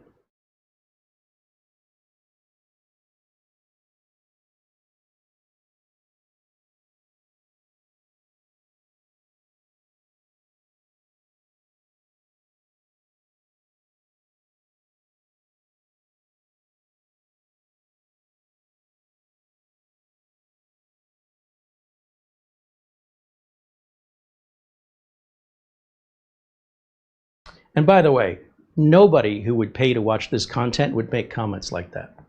This only comes from free viewers. Anytime we do anything for free for the public, there's a portion of the public who wants to abuse it. Nobody's going to pay a lawyer $300 an hour for law advice and then harass the lawyer. But a lawyer offering free advice in a public park will get harassment from people. I'm not quite sure why the culture does this, but they're basically saying we don't want free stuff and we want to make sure anybody that offers anything for free will stop doing it so that it forces us to have to pay for it.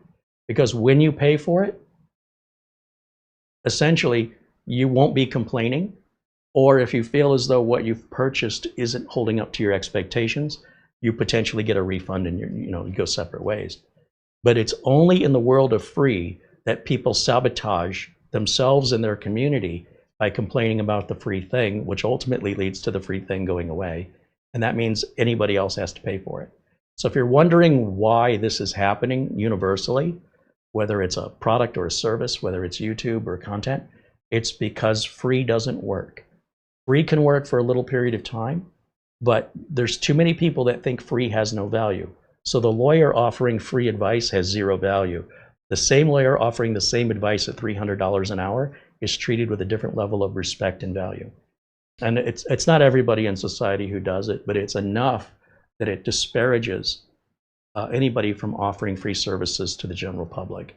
So in a community, when you see free services around you stop, it's because of those people that are encouraging the dismissal of any sort of free service. And the free services, when they've had enough, they'll go back to charging people who pay and say thank you. That's a shame, but that's unfortunately the society that we live in. But if you look around you and you see it happening around you, I want you to understand it's the people in your community that are doing this.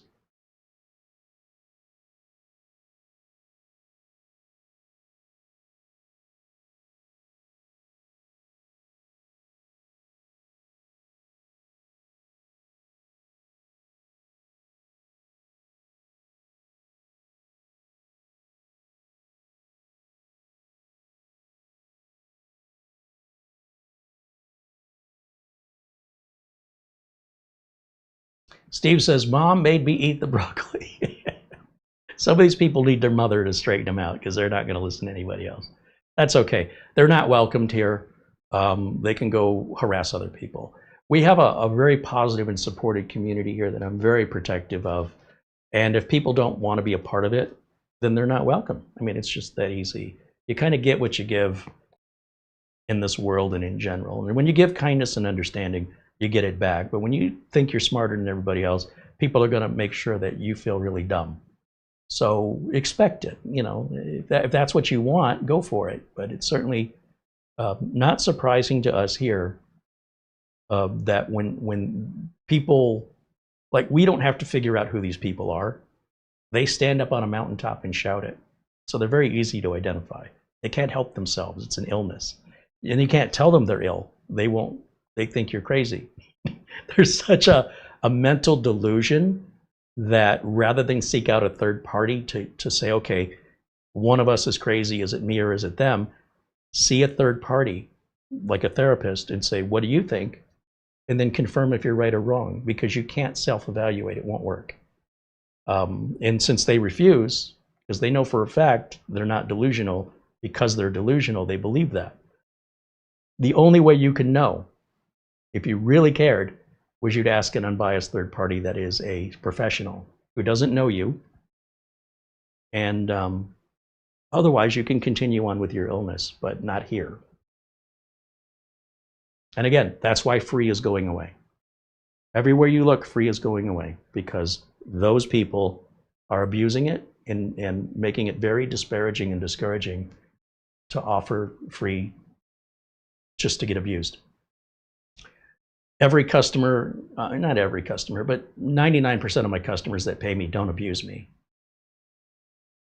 And those who are unsatisfied, it's very easy to refund their money, because it's just take your money and go away. But when it's free, there's no giving money back. It's just go away.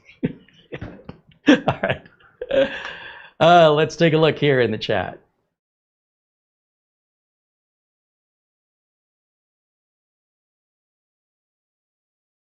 Mike's Unboxing said if you use multiple BE3600 devices in access point mode, you can still access them all at the same time in the TP-Link Tether app or web interface.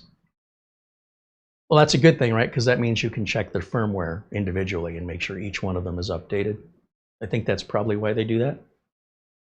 Or if you want to change the configuration to limit the range or limit the access or parental controls on one AP away from another one. And I'm just imagining the reasons why that would be, but my concern primarily would be, how do I know on my mesh network that each device has got the firmware updated? So when you buy a system that is a mesh system, like the TP-Link system we have here, the firmware updates are listed for each of the mesh points. And so when you check for updates, it's checking, in our case, all 3 units. And since all 3 units are the same, their firmware version should all be the same. And if it isn't, it tells us which one is different than the others. And then we can update that manually, just that one. But for the most part, it handles it all automatically.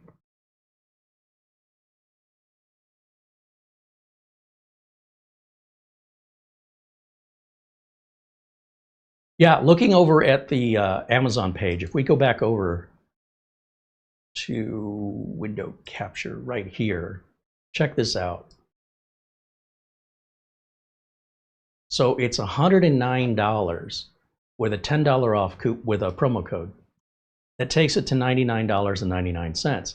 But if you scroll down on the right side on this Amazon page, it says saved with used like new, $71.57. We paid, I think, $72.38. And after we bought it, then this one became available. I don't know why. It ships from Amazon and it's sold by Amazon resale. This is an important thing to look for if you want peace of mind to be able to return it at no charge and have a full 30 days with it, just to verify if anything's wrong or you change your mind. And it doesn't matter if anything's wrong with it. If you change your mind and you want to return it for 100% money back, no cost to you, no cost to return it, then make sure it's being sold by Amazon or Amazon warehouse, which this one is. I wonder if they have any more. It says, doesn't tell us how many they have.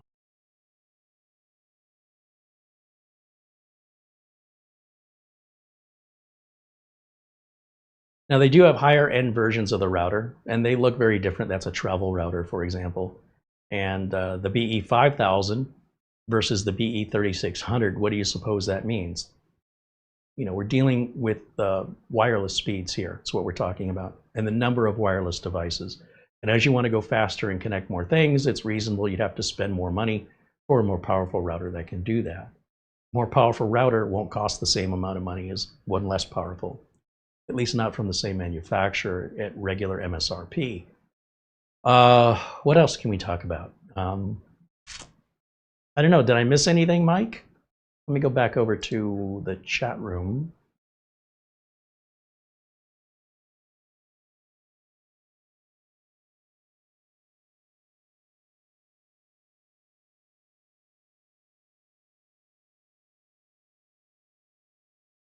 𝐃-𝐮𝐚𝐥 Technology says, Carey, I am dissatisfied. You make great content, provide honest reviews, and bring us unedited true experience and teach knowledge, and that's why I am so dissatisfied.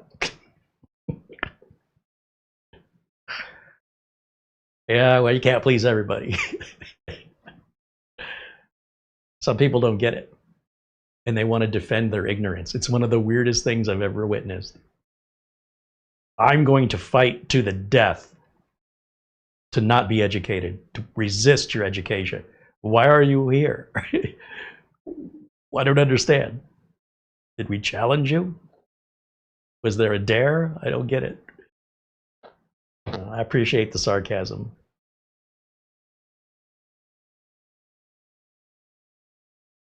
Roteva says, how do you update the firmware manually? So if you were if you want to update the firmware manually on this device or on any router, I'm pointing at the PC, I mean to point at the router. You update the firmware the same way you would on a motherboard, on a router, on pretty much anything. You go to the manufacturer's website, you go to the support, and you look for downloads. So if we do a live example of that, let me jump over to this machine. And let's go full screen over there. Okay, so we have the TP-Link BE3600. So we'll go to a website. Oh, by the way, what Windows OS has the largest market share? Look how difficult this is to educators. Gee, I wonder what the answer is going to be. Windows 11. Oh, what a shock. Who knew? All right, so let's go to TP-Link BE3600 firmware download. That may be a good search, for example. Whatever gets you there. A first link being offered is the Archer 3600. Click on that. And this says these are downloads. Now please choose the hardware version. So how do you know what hardware version? You basically look at the bottom of the router, or the instructions on the web page will say, depending on where you live in the world, you may have a different hardware version. So it's saying choose a hardware version, and then there's a 1.26, a 160, and a 260. Now, if you just bought your router, it's brand new, you probably have the latest. However, if you're in a different region, there may be a reason why the latest version is actually the version before. Now, typically where I look for it is going to be on the bottom of the unit. I look at the sticker. So if I go to my glasses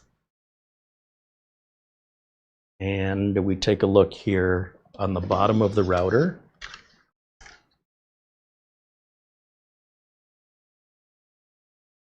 I'm just reading these stickers. I have a serial number. It says version 1.6 right above the serial number.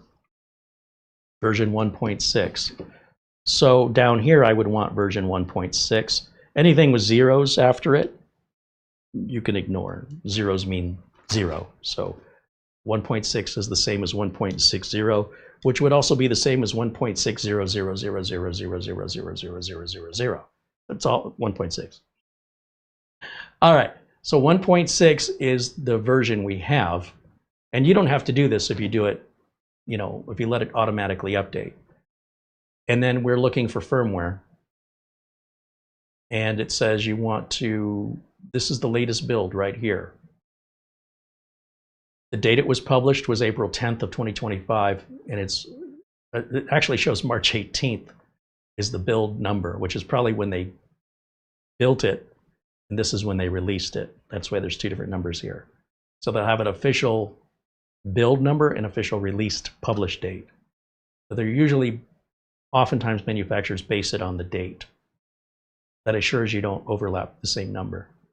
So here it's showing version 20250318. Now, if we go back over to the router, I probably shouldn't have closed that page, huh? We'll go back over to the router, back under administration settings, under firmware. Where's firmware? Firmware update right here, which is under system, under the main menu, under advanced. It says we are running version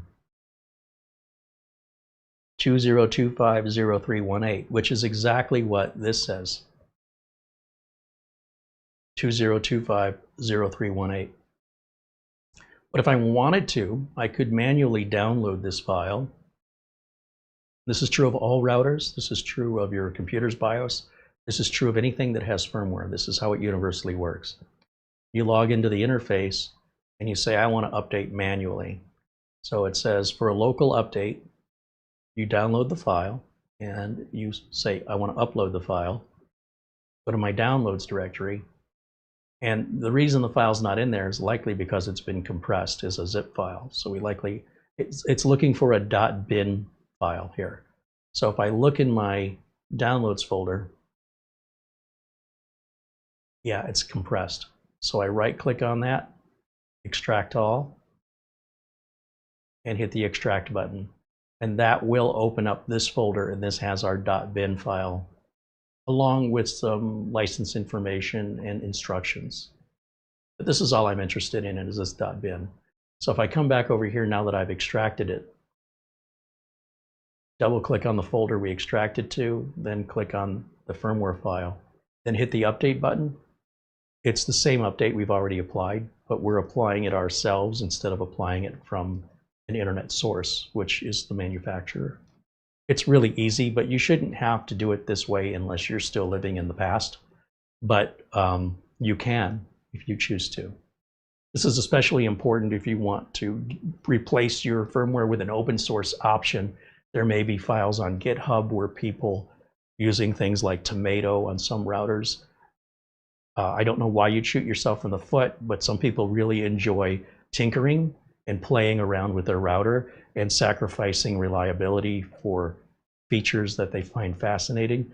And that's how you would get that firmware onto the router. Now, if you do that and you break your router, if you make it unusable, you're also going to have to figure out the more technical way on how to put it back. It's not a warranty issue. If you do put the wrong firmware on, that is not a warranty issue. And so the company would charge you to repair that. Or, you know, if you like tinkering, well, congratulations, wish granted, have fun figuring it out.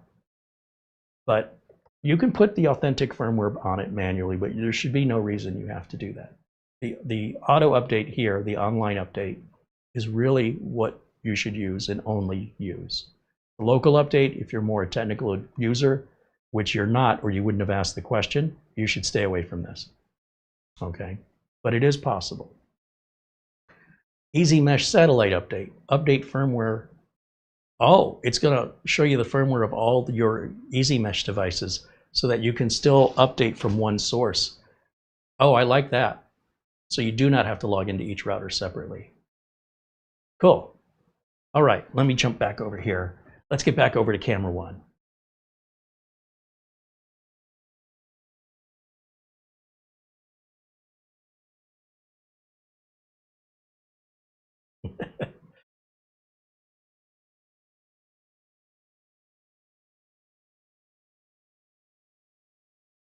Mark Chambers said, wow, I have an update from my router. So your router should have an automatic update that maybe you don't have turned on, or you have a very old router. Any modern router should have automatic updates.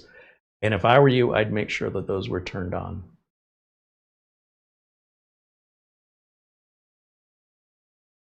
Mike's Unboxing, you could look at the pre-configured VPN options installed, but we already know your thoughts on those.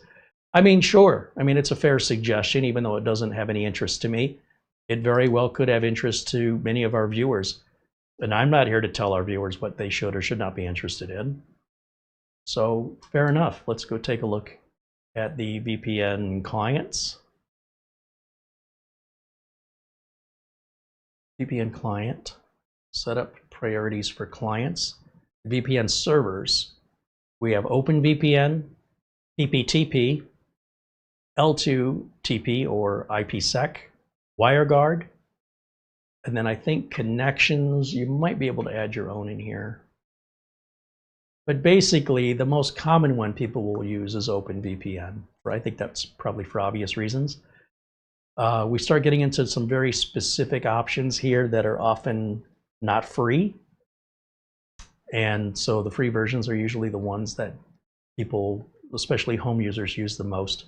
And you know, look, the fact that it's free should tell you all you need to know with regards to how good is it. It's going to slow you down. Every one of these options is going to significantly slow down your connections. If performance is important, then you've got to how can I explain this? If you want to drive 300 miles an hour and you crash, there's a good chance you're not going to survive. If you want to be safe, you can't go 300 miles an hour, period. When you're starting to add safety, if you think VPN is adding safety, it's coming at the cost of performance. I'm a thrill seeker. Give me the performance all day. You can keep your safety. I know what I'm doing, and I'm willing to accept that. Also, VPN does not provide what a lot of people think VPN does. It doesn't actually do. If you just jump over to YouTube and you just type in why VPN scam, there's so many videos about why you should not be using a VPN and why this is really for protecting customers. This is for protecting other people's data. It's not for a user to protect their own data. A school bus is not designed for a single person with no family and no friends to buy a school bus and drive it around town all by themselves, empty, dealing with the poor gas mileage, the difficulty in getting it around corners and finding a place to park it. It's not illegal for you to do it, but why would you? You could also drive around in a big 18-wheel semi-truck that's completely empty in the back when you haul nothing. You could totally do that. I don't know why you would. So think of a VPN as like a big 18-wheel truck. Would you have any advantage of owning one of those? Would you spend the money and then not even use it any differently than a single passenger car? I don't understand. Or even just a regular 4-passenger car.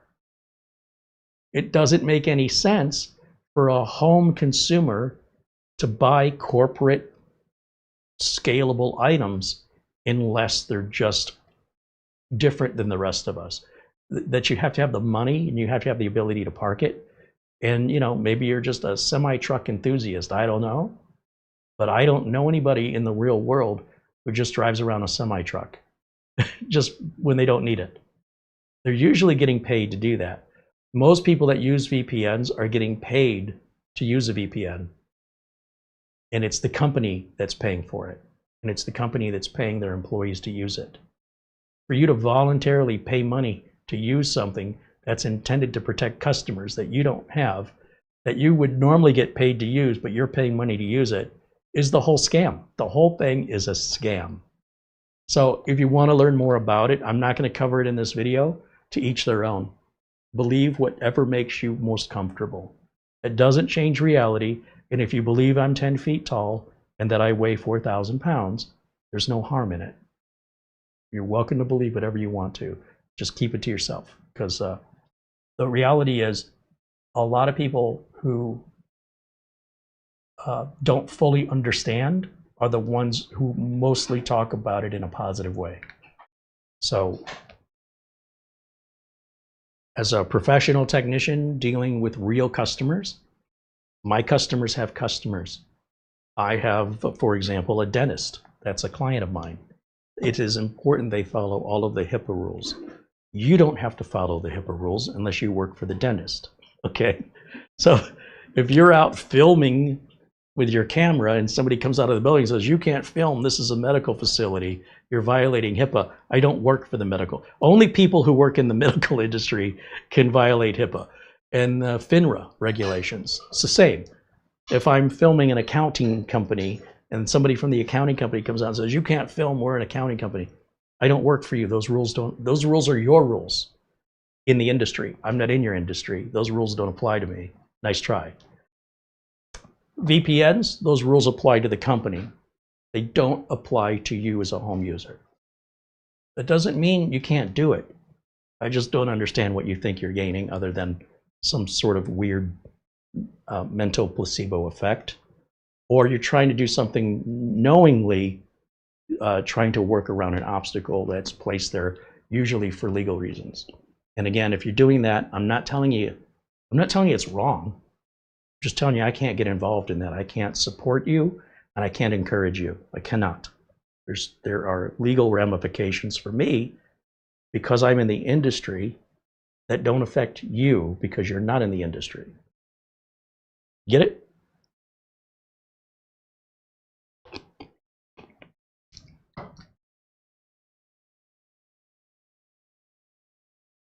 Mike's Unboxing says, in security, you can turn off SIP ALG. It's really only for routing VoIP call data and causes issues with some other networking protocols. It could make the internet service more stable and reliable. So yeah, so I haven't heard that SIP term in a long time. And when you mentioned VoIP, I made the connection. Okay, I remember now. Again, depending on who we're talking about. So when Mike says that, what he's saying is, none of you have VoIP. And he might be right. On the other hand, some of you might have VoIP, and that's a very important setting to leave alone. So it's important that we talk about the reasons why we do things. If, for example, we're only doing things to get higher benchmark numbers, I don't get paid for that. Nobody pays me for that. It's not a real thing. It's like something hobbyists do for fun that accomplishes nothing. At the end of the day, it makes no difference in the world. And that's fine. You can do whatever you want. You can play with Legos. I don't care. But I'm not getting paid to play with Legos. If you want to pay me to play with Legos, I'm open to that. I have nothing against it. So when we talk about making any changes, I would do so with a reason. So in Mike's example, and I might be reading into Mike's example, and I appreciate the information, Mike, but just for full transparency, when Mike makes that statement, he's assuming you don't have VoIP, and he is also assuming that you're having internet stability issues. So likely nobody would have either one of these that's going to buy a router at this point. You probably don't have VoIP, but you could. And you probably don't have internet stability issues, but you could. So if those boxes check off for you, then the information that Mike has here is very applicable to you. It could solve all your problems. But if you're trying to avoid problems and you're taking this information and saying, I'll do that now so I don't have to worry about it later, then you end up getting a VoIP line and you can't figure out why it doesn't work 18 months from now, and you've long forgotten you've made a setting change away from the default. You're creating your own nightmare. So when we're actually addressing a problem that exists and you're asking for a solution, we tailor the solution to you. We don't tell everybody watching you should all do this. Because the truth is, that's really not a reasonable thing, because everybody uses their computer for different things. And when people won't tell us why they use their computer, if somebody says, well, what's the life of the SSD? And we tell them, and they say that's not good enough. How is it possible that 70 years worth of writing data before this drive will fail is not good enough? How are you using your computer? They never answer that. That's interesting, isn't it? So just a lot of piracy happening, I guess. You just can't get enough, just greed. You just keep downloading and downloading and downloading, and you're afraid you might lose everything you've stolen. That's the only assumption I can make. Otherwise, tell me. Because if you don't tell me, I am going to think you're hiding something intentionally, and it's probably not good. For regular use case scenarios, including piracy, without taking it to an extreme, a normal solid-state drive today will last about 70 years. And you will likely replace a solid-state drive because its capacity is too small, or it operates too slow by comparison of what's available years later, not because it fails. And while failure does happen, it's highly uncommon, but it happens. It's not a perfect world. And it's not always because it's been abused by the user. Sometimes there's power voltage spikes, power supply issues, components that were just a little on edge. Maybe they weren't soldered quite right on the board, and over time just failed earlier than expected. But that's not normal. It's not common. But it does still happen, and the likelihood of it happening to you is very unlikely.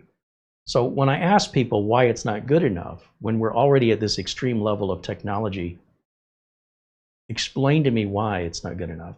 And pretty rare does anybody really have a valid explanation. Usually they don't speak anymore.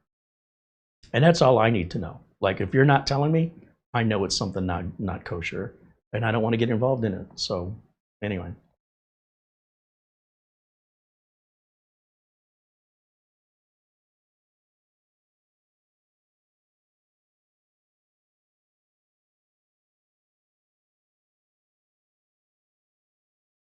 Mike's Unboxing said VoIP works well these days without the help of SIP-ALG.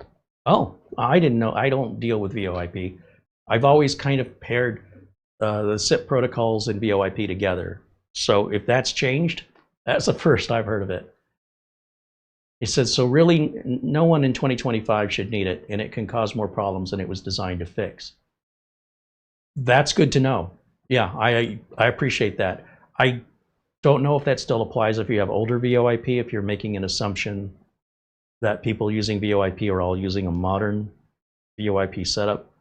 I've seen clients that have VoIP phones that are 10 years old. They used to need SIP, and now they don't, or they have to replace their phones and upgrade their system. It would make sense to me if they upgraded their phones and they didn't need it anymore. But if they still have the old phones, don't the old phones still require what they used to? And why would the phones work? Why would they replace them? I don't know. I have no idea. Definitely not an area I know anything about. You're welcome to educate me. I beg of you, please. Set me straight.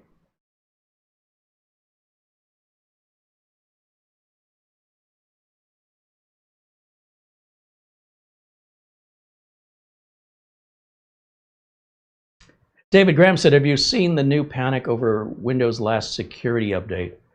I have seen on the internet that there is a constant write cycle that some people that are very vocal online have experienced that I guess killed their SSD. But I've never met anybody or heard from any customer or heard from anybody around the world that watches my videos. But maybe you, were any of you impacted by a security update from Microsoft lately? Anybody? Do you have that security update?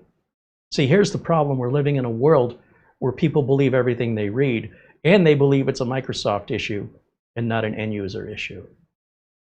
I don't know, because I've never seen it. I've seen people talk about it. I've seen people take screenshots of stuff. I don't know who these people are. I don't know what's different about their system, but I don't have, all the systems I have get updated. All my client systems get updated. We're looking at well over 100 computers get updated every month. Not a single issue, not a peep. And I have no reason to hide that from you. So I'm going to ask you, has anybody here in the live chat right now had this experience, whatever this little tiny minority of people are experiencing? I mean, it has even made the news, but you know, it does sell clicks. It's very clickbaity, isn't it? I challenge to find anybody online in our community that's had an issue with the Windows update. You're reading about somebody had an issue, but that's not normal. That's like, so far as I can tell, some very vocal group of minority that I've never met anybody that's had this issue in real life. They only exist online. And I'm not saying they're lying. I'm saying there's something different in the way that they're using their computer. Otherwise, if it were universal, it would be on the news. It's not on the news. And I'm not aware of any customer. Nobody's calling. Let me check my phone. Maybe they're just now getting the update. Where's all the panic calls about my system not working?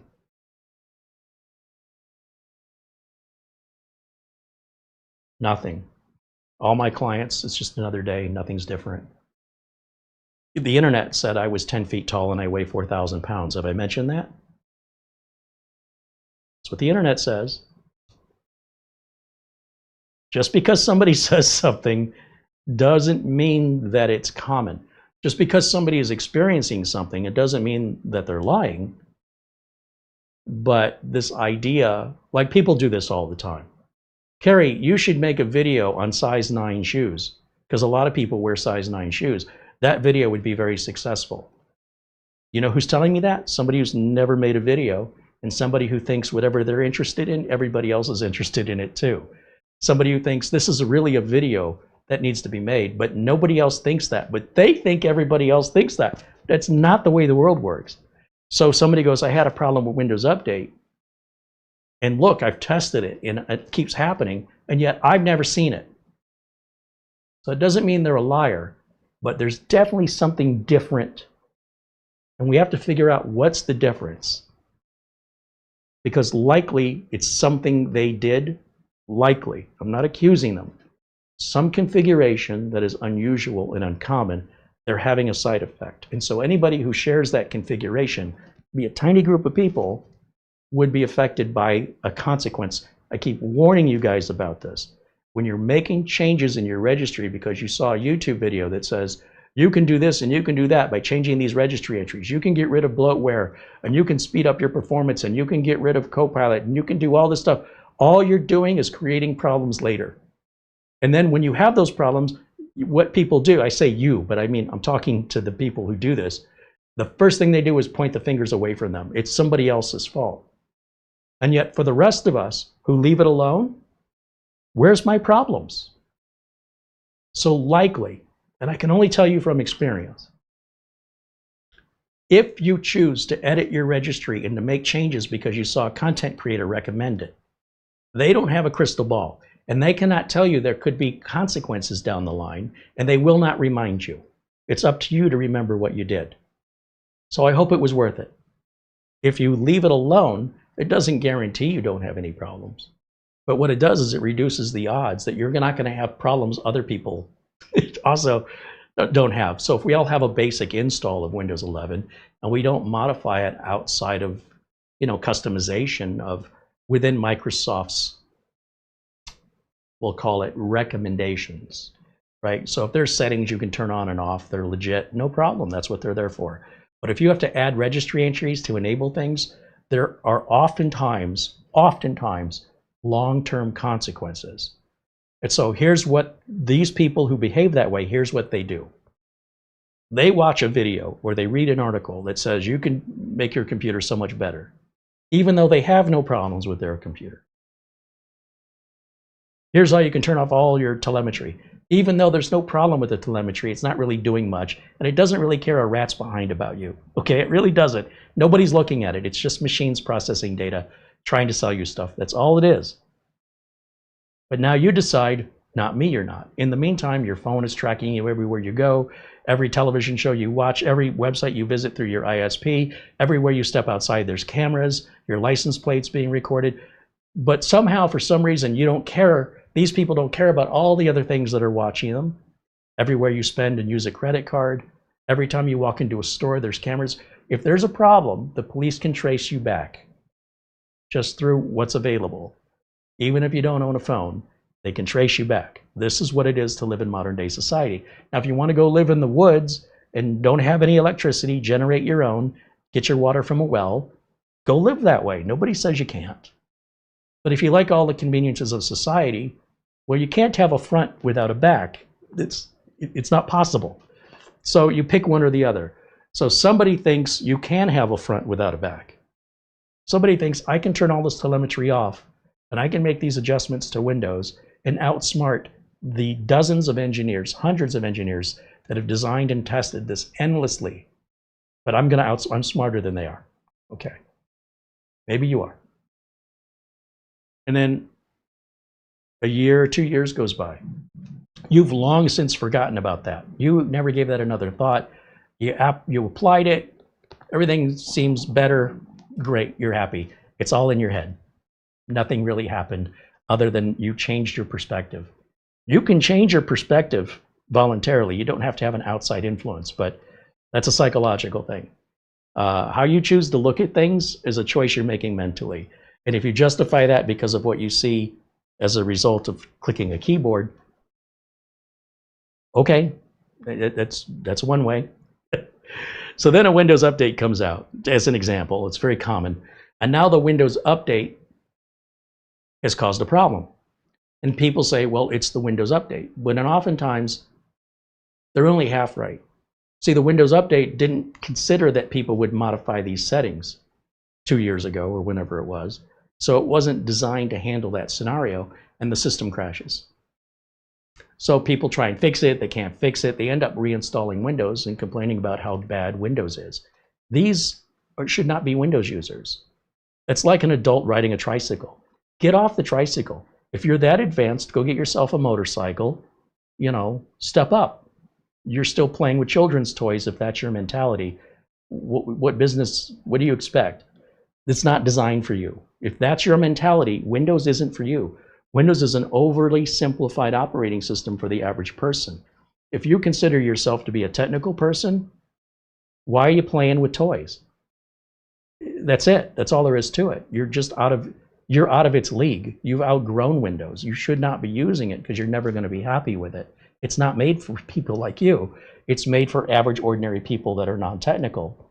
And if you just leave it alone, you'll find it's the most stable operating system, as far as I can tell, at least in mass production. So Apple's pretty stable, but it's not perfect. Linux is pretty stable, but it's not perfect either. And Windows is the easiest, I think, and most affordable, certainly compared to Apple. We can argue over which one's easier. Apple's pretty easy too. But the Windows PC gives you more freedom. And when you try to outsmart it, there's going to be consequences. I can almost guarantee outside of the regular items in Windows, if Microsoft could find a way to enhance it and make it a better experience universally for everyone, it would already be done. So when the information comes out, and it will, you're going to find out. I'm going to tell you right now because this wheel keeps going around and around and around. It's almost always the manufacturer of the SSD who screwed up. You talk about Western Digital and the host buffer memory error that they had in their firmware. That wasn't Microsoft's fault, but it was made apparent after a Microsoft update. It wasn't to do with any fault of the update. It was a fault of the SSD manufacturer. And what you're talking about is specifically about Phison controllers. Do you have an SSD with a Phison controller? You might.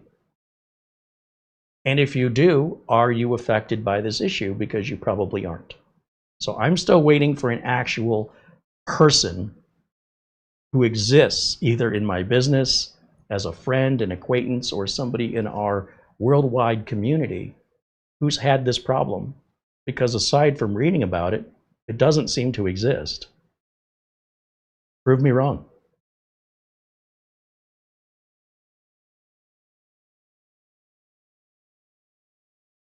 Mike's Unboxing said Windows gives you freedom, but with guide rails. Linux gives you complete freedom to walk off a cliff. And Apple tells you how to use your computer. Yeah, fair enough.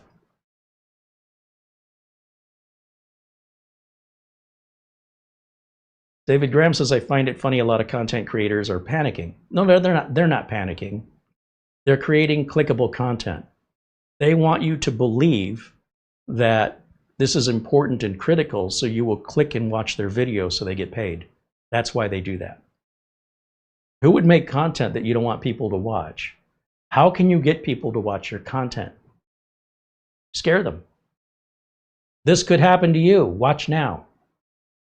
Your news media does it every single day. World ending at midnight. News at 1 o'clock, 1 in the morning. All the news does, all your local news does is scare you every single day. And people are addicted. It's like people are like going to horror films. I don't want to watch a horror movie. I don't find any enjoyment in that. I'm not saying nobody else can. I'm not interested. So when the news says, you know, woman shot and killed by police, you click on the link and you find out she just murdered 3 people, and as she was leaving the building with a weapon in her hands, she tried to kill the police on her way out, and the police shot her. So she was a criminal. Doesn't matter if she's male or female. A female murderer who was shooting at police. The police returned fire and killed her. But that's not what the headline said. But the headline didn't lie.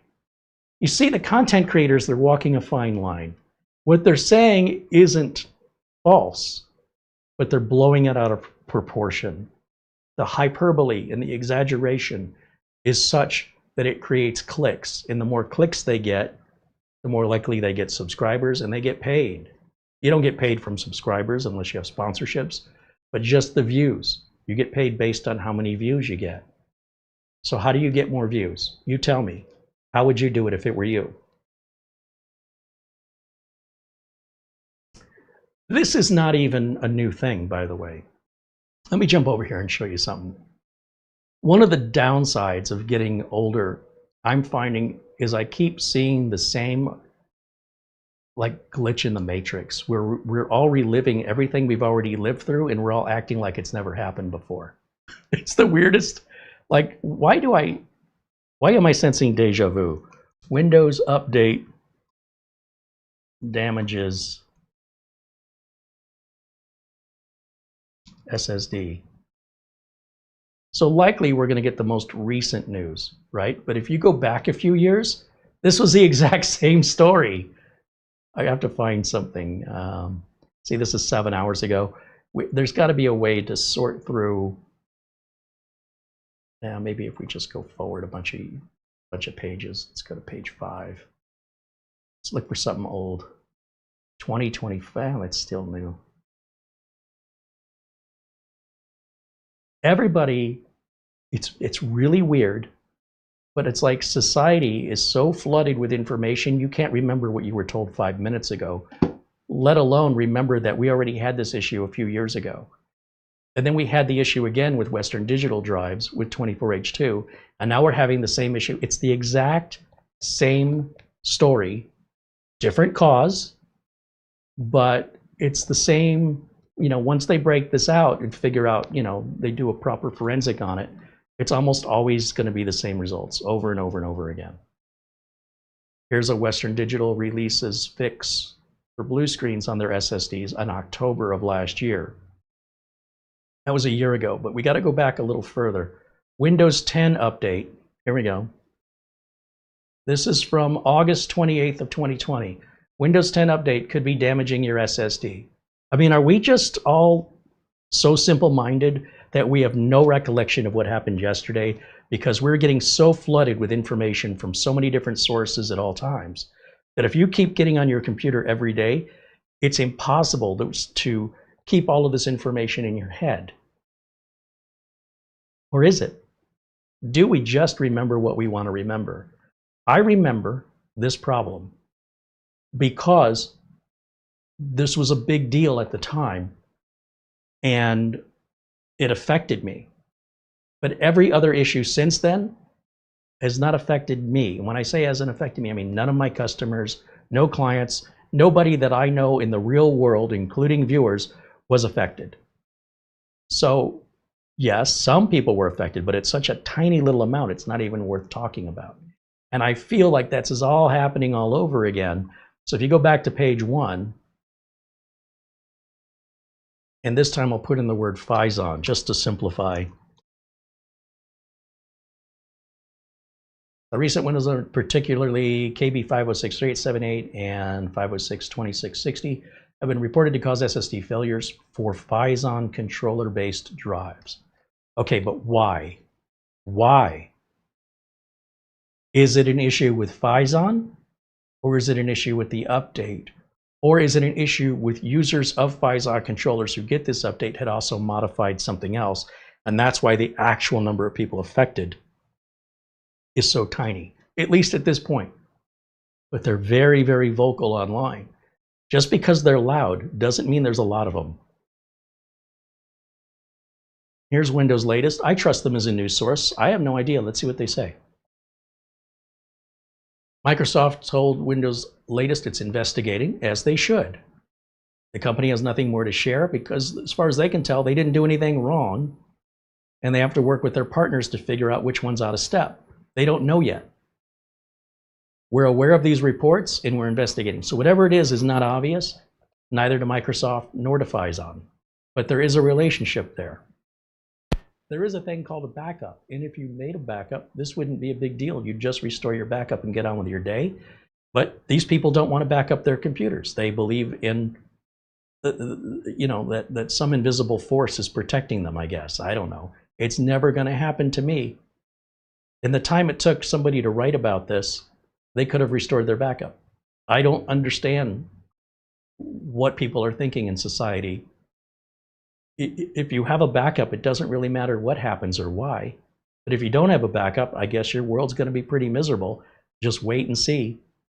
Maybe it will be because of a Windows update. Maybe it will be because of an out-of-date firmware or an issue with the manufacturer's firmware not being accurate, like it was with Western Digital. Maybe no fault of your own. The fault of your own is you didn't make a backup. You got yourself to blame. Doesn't matter why. However, one user in Japan, this person, one person in Japan flagged the story, and then Japanese publications picked it up. And here we are now, a couple days later, as though this is something you and I need to worry about. Hey, there we go. Did the other content creators mention this? It's an isolated, very isolated case, and most of you won't run in. I've not read this before, but isn't this what I've been saying? I would guess that fewer than 1,000 users are affected, but yet we're talking about it. Like, what the hell are we doing? I'm in Phoenix. If the crime rates are going up in Nebraska, what do I care? How does that affect you and me? Well, I guess if you live in Nebraska, and even then, in an area of Nebraska where the crime rate's going up, not the entire state likely. But this is how they sell content. This is getting you to click. This is how it works. So they're not lying. They're not making up a story, but it likely has no impact on you and is not related to you. We might as well talk to you about diseases you don't have and you don't know anybody who has and don't affect you in any way. And we could talk about PFAS in the water and how you shouldn't drink that water. But you live in an area where that's not the case. In fact, most people live in an area where that's not the case. But if you're one of the few who do live in an area with rivers polluted with PFAS, you definitely want to be cautious and be aware of it. If that's not you, who cares? It has no impact on your life, and the information does you no good. So there you go. Anyway, people will scream the sky is falling because an acorn fell on their head. They warned me about this as a child with a little story called Chicken Little, and here we still keep doing it. And these are grown adults doing this, by the way. So you have to sift through the crap to find the gold. And there's 1,000, 10,000, 100,000 times more crap than gold. But there is gold in that crap. And it's your job to sort the crap from the gold. That's your job. If you're going to be online, be skeptical. Look for evidence. Look for proof. Look for verification. And look to your own reality. No matter how many times people say I'm 10 feet tall and 4,000 pounds, it will never make me 10 feet tall and 4,000 pounds. But they keep saying it. I don't know what good that's doing anybody. I guess they're just bored. Mike's unboxing. He says, it's like when someone gets the sniffles in China and the world craps its collective pants. He sneezed. It's just a sneeze. Yeah. But, in our community, we can rise above. We're not going to change the world, but we can see the patterns, and we can rise above it, and we can navigate through it without getting caught up in all the unnecessary hyperbole and drama, and understand why it's there. It's there because it generates attention. Does it deserve your attention? That's for you to decide. The internet is a big competition for your attention. Your attention has value to the internet. You do get that, right? They want your eyes. They don't care about you. They don't care about, where you shop or your telemetry, where you go. They don't care where you used your credit card. They just want your attention. That's how they get paid.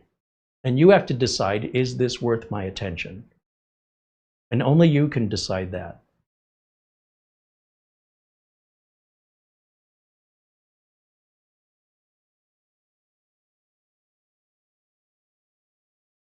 David Graham said, I have backups for my backups. See, there's somebody who's never going to be in a panic situation. If something were to happen, it's just insurance. You want to go around without insurance? It's your choice.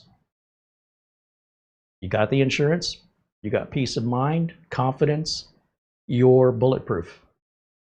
You want to walk around without any armor and then complain when you get shot? Especially if it's a battlefield, what were you expecting? Mike's Unboxing says, back up, back up, back up. Or don't. What do I care? I think that's the point, Mike. I don't care. If you back up or you don't back up, it has no impact on anybody except you. If you can't be bothered, I don't care. Probably a good idea to have it and not need it than to need it and not have it. But what do I know?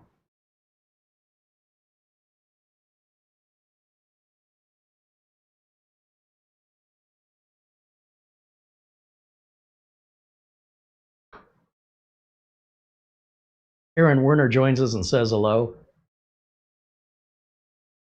Let's take a look at, I'm just looking in the chat to see if there are any other questions related to networking or the router. If anybody has any networking questions, I'm more than happy to provide an answer or a resource to guide you to help you resolve any issue you're having.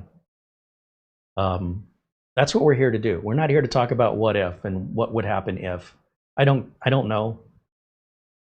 But when it is actually in reality an issue that you're trying to overcome, we can help 100% of you. We can't help you if you're just dreaming up scenarios.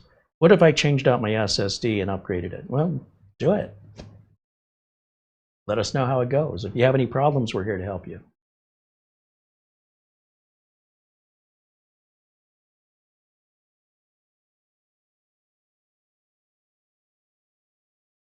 Scott says, it said you have $1 million. I wish that worked.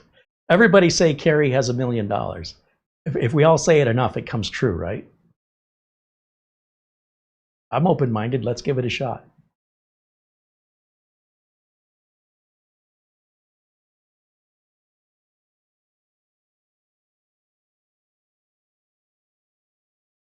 Mike's Unboxing mentions, I'm going back in the chat a ways, by the way. I'm kind of seeing what I've missed. He's mentioning the bug with the solid-state drive is the same with the Western Digital as a host memory buffer, the HMB. It's almost always to blame when these errors occur, and it's manufacturer specific. It's not a Windows Update problem. That's what it's always been. But it's so uncommon. And he's saying not only is it HMB, but they've got to have their own onboard DRAM cache, which again, I don't really know the percentages of drives being sold having DRAM versus those that don't. So it's really isolating and whittling down who the potentially affected people are. But yeah, that one guy in Japan, he's definitely got a problem. Let's talk about it for now. It's not a part of the community. We don't know who he is. We never heard of him before. He doesn't use a real name. But he's definitely got a problem that we should all be worried about. Welcome to 2025. We have the world's collection of knowledge available to our fingertips, and this is what we use it for, is to scare each other. Boo! The good news is we have completely eliminated hiccups.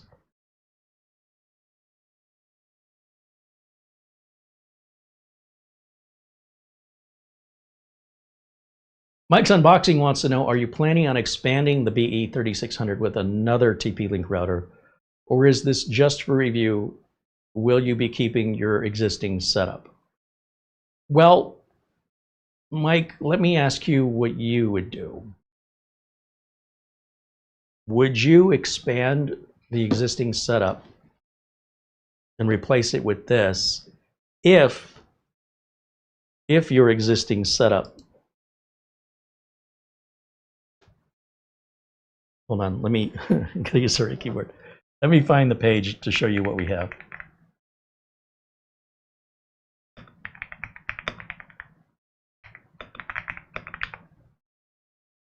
I mistyped it, but hold on, it'll appear.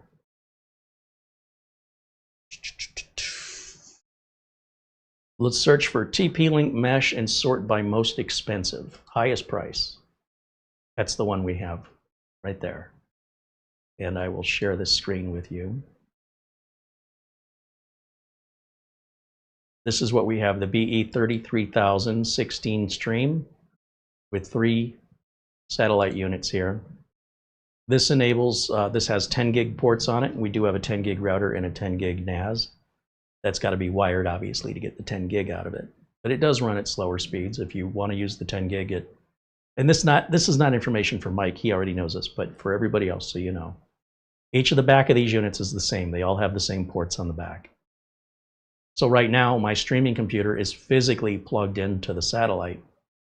And the satellite's connected to the other room where the modem is. That's the main unit.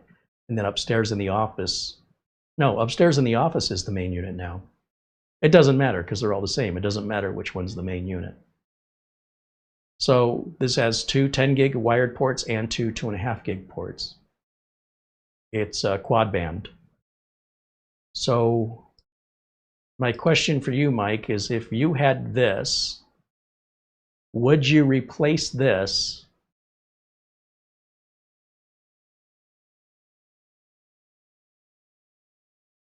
with this? This would be a massive downgrade for us.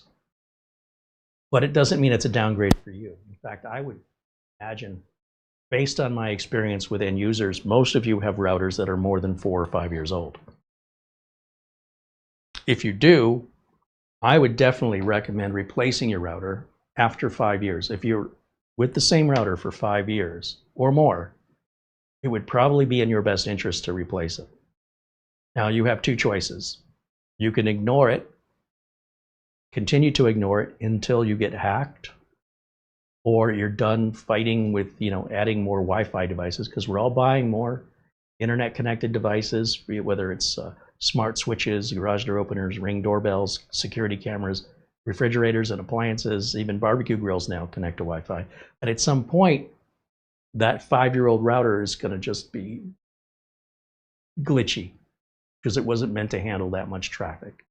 And it's not like you just change the way you use it overnight, but slowly you're adding more devices and you're getting like less patient with like, why is this taking so long? Or why do I keep dropping the signal? Like our friend Mark Gaines with a wireless printer that kept randomly dropping the signal.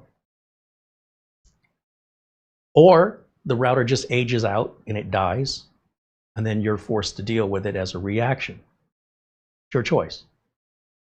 If you replace the router before you need to, there's a good chance that the benefit will be better range, faster experience, a new warranty, and you'll be less likely, though it's still possible, less likely to experience a router failure that would require replacement. So if you're buying a router for $100 and it lasts you 5 years, that's $20 a year. That's about $1 and change a month, $1.50, something like that. That works out to pennies a day. I don't know why anybody would be that cheap. Now, on the other hand, if your router equipment is provided by your internet service provider, and it's the same equipment you've had for 5 years or more, such as the case with Mark Gaines. I don't know how long he had his equipment, but when he contacted his ISP, they had an upgrade available for him that obviously was not available years ago. And instead of trying to figure out what's wrong with the printer, the route he took, I completely approve. This is the right way. Goes to the ISP first because they provide the router. And he says, is there a better router? Is my router old? A lot of times the ISP won't reach out and offer it to you because it might cost them money. But you as a paying subscription client, if you call and you ask, then you'll get it. So if you don't ask, in the case of paying a monthly subscription to your ISP who provides your modem, you may still have an old modem. You may still have an old router, and they're not going to let you know. I'm just telling you, it's not in their financial interest to tell you. You have to reach out to them and say, hey, seems like I've had this equipment for some time. Is there a replacement? Is there an upgrade for it? And if it's been 5 years, it's always yes. No ISP uses the same equipment by default for 5 years. It's just not a thing anymore. They can't offer you multi-gig service if your modem's only capable of 1 gig. And they might say, well, in order for you to get that multi-gig modem, you have to order the multi-gig service. That might be true. It depends on how the ISPs play it. But that doesn't mean they don't have something newer available. And I think in most cases, once it reaches 5 years, all you have to do is call and say you've got a problem, even if you don't, and they'll replace it. And what they replace it with will be something newer. And it's all included in your subscription if you call. Just so you know.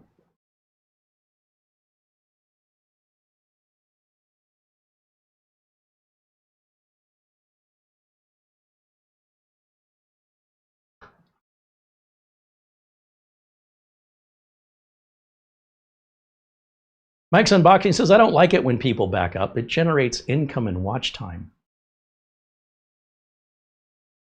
I like it when people don't back up. I asked Brian Cometa at $300 data recovery. I said, if people backed up their data, would you have any business? Like, wouldn't you close up shop? He goes, yeah. Yeah, if people backed up, we wouldn't have any business. Now, I've got to cut the interview short because I'm really busy. I got to go. It's a joke. He didn't actually say, he didn't say, I got to cut the interview short. I got to go because I'm so busy recovering data from people who don't back up. That's a little thing I added to it because it's funnier. But he did answer that question, and he did confirm if people backed up their data, we'd have no business. And he was very busy. I'm just saying, you could look around and see how busy they were. And how long you been in business? Over a decade. And people still don't back up. I especially love the reviews. This is the second time I've used $300 data recovery. And they're just as amazing as the, like, why would there be a second time? What in the world? I understand the first time. Oh, I didn't think it would happen to me, said every cancer patient and everybody in jail. I didn't think I'd be in jail. It would never happen to me. Yet here you are. Now what? So now you know. So then after they know, they do it again? Okay, it's their money.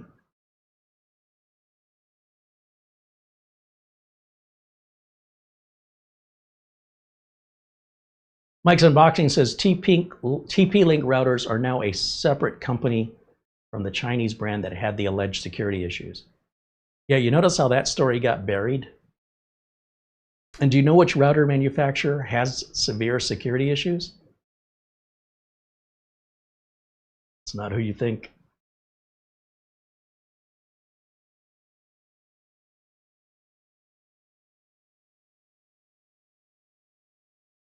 See if I can find a news story.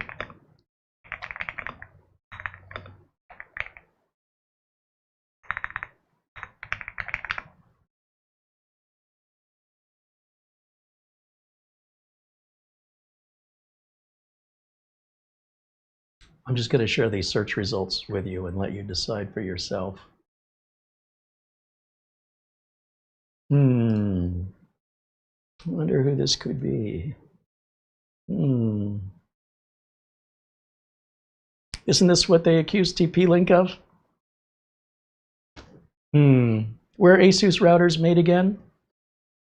Oops, did I say the name? Oh, it generates clicks though, doesn't it? There you go. One more click. I'm not clicking on any of those. It's the same old crap.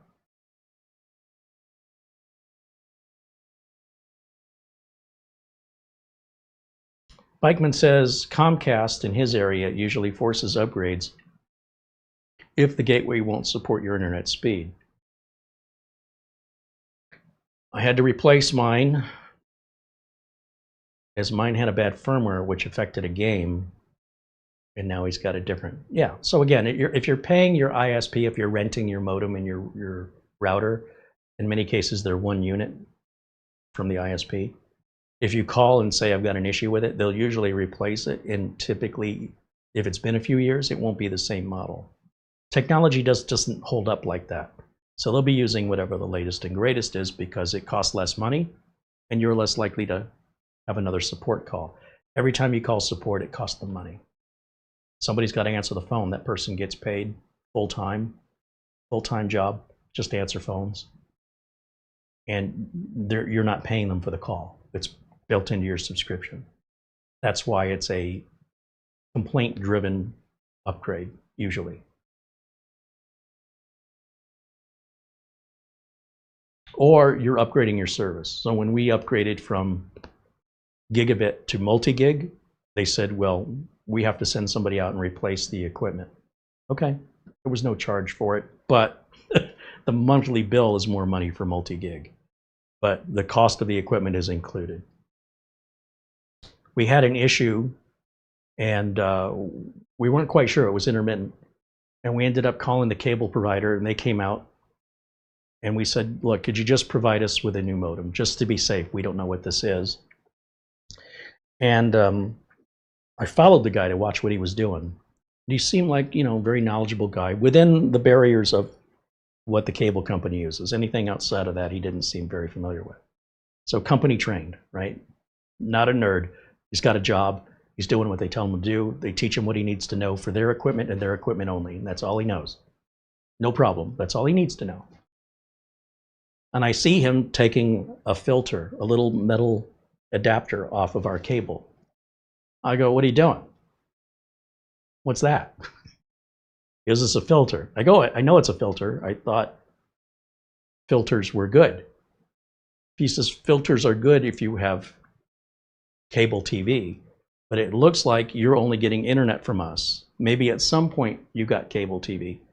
No, we've never had cable TV, ever. Well, then the people who owned the house before you had cable TV. Okay, well, that was 25 years ago. So that filter's 25 years old. He goes, at least. He goes, it's probably not hurting anything, but there's no reason to have it on here. So we're going to take it off, throw it in the trash can, and this will likely give you a better signal to your modem by taking that filter off. The filter's only there to improve the television. You're not using the television service. Even if the filter's not hurting anything to your cable modem, it's not helping either. So let's just take it out. I'm like, I'm with you 100%. Yes, please, thank you. Now I know that, so I'll watch for that for the customers too. So the new modem was put in, and the new modem, even though it looks exactly the same as the old one, has a completely different interface. It's much more powerful, and there's more user options within it than what we had. We didn't know that, and they didn't tell us that. And they may not have replaced the modem, except that we said, look, the problem only happens sometimes. Could we just replace the modem anyway, just to see if the problem, you know, mysteriously goes away or still happens? And those were the two things the service technician did. They took the filter off the line, chucked it in the trash. And those filters do go bad over time. The fact that it was 25 years old, it wasn't getting any better. Even if it wasn't broken, it wasn't better than when it was new.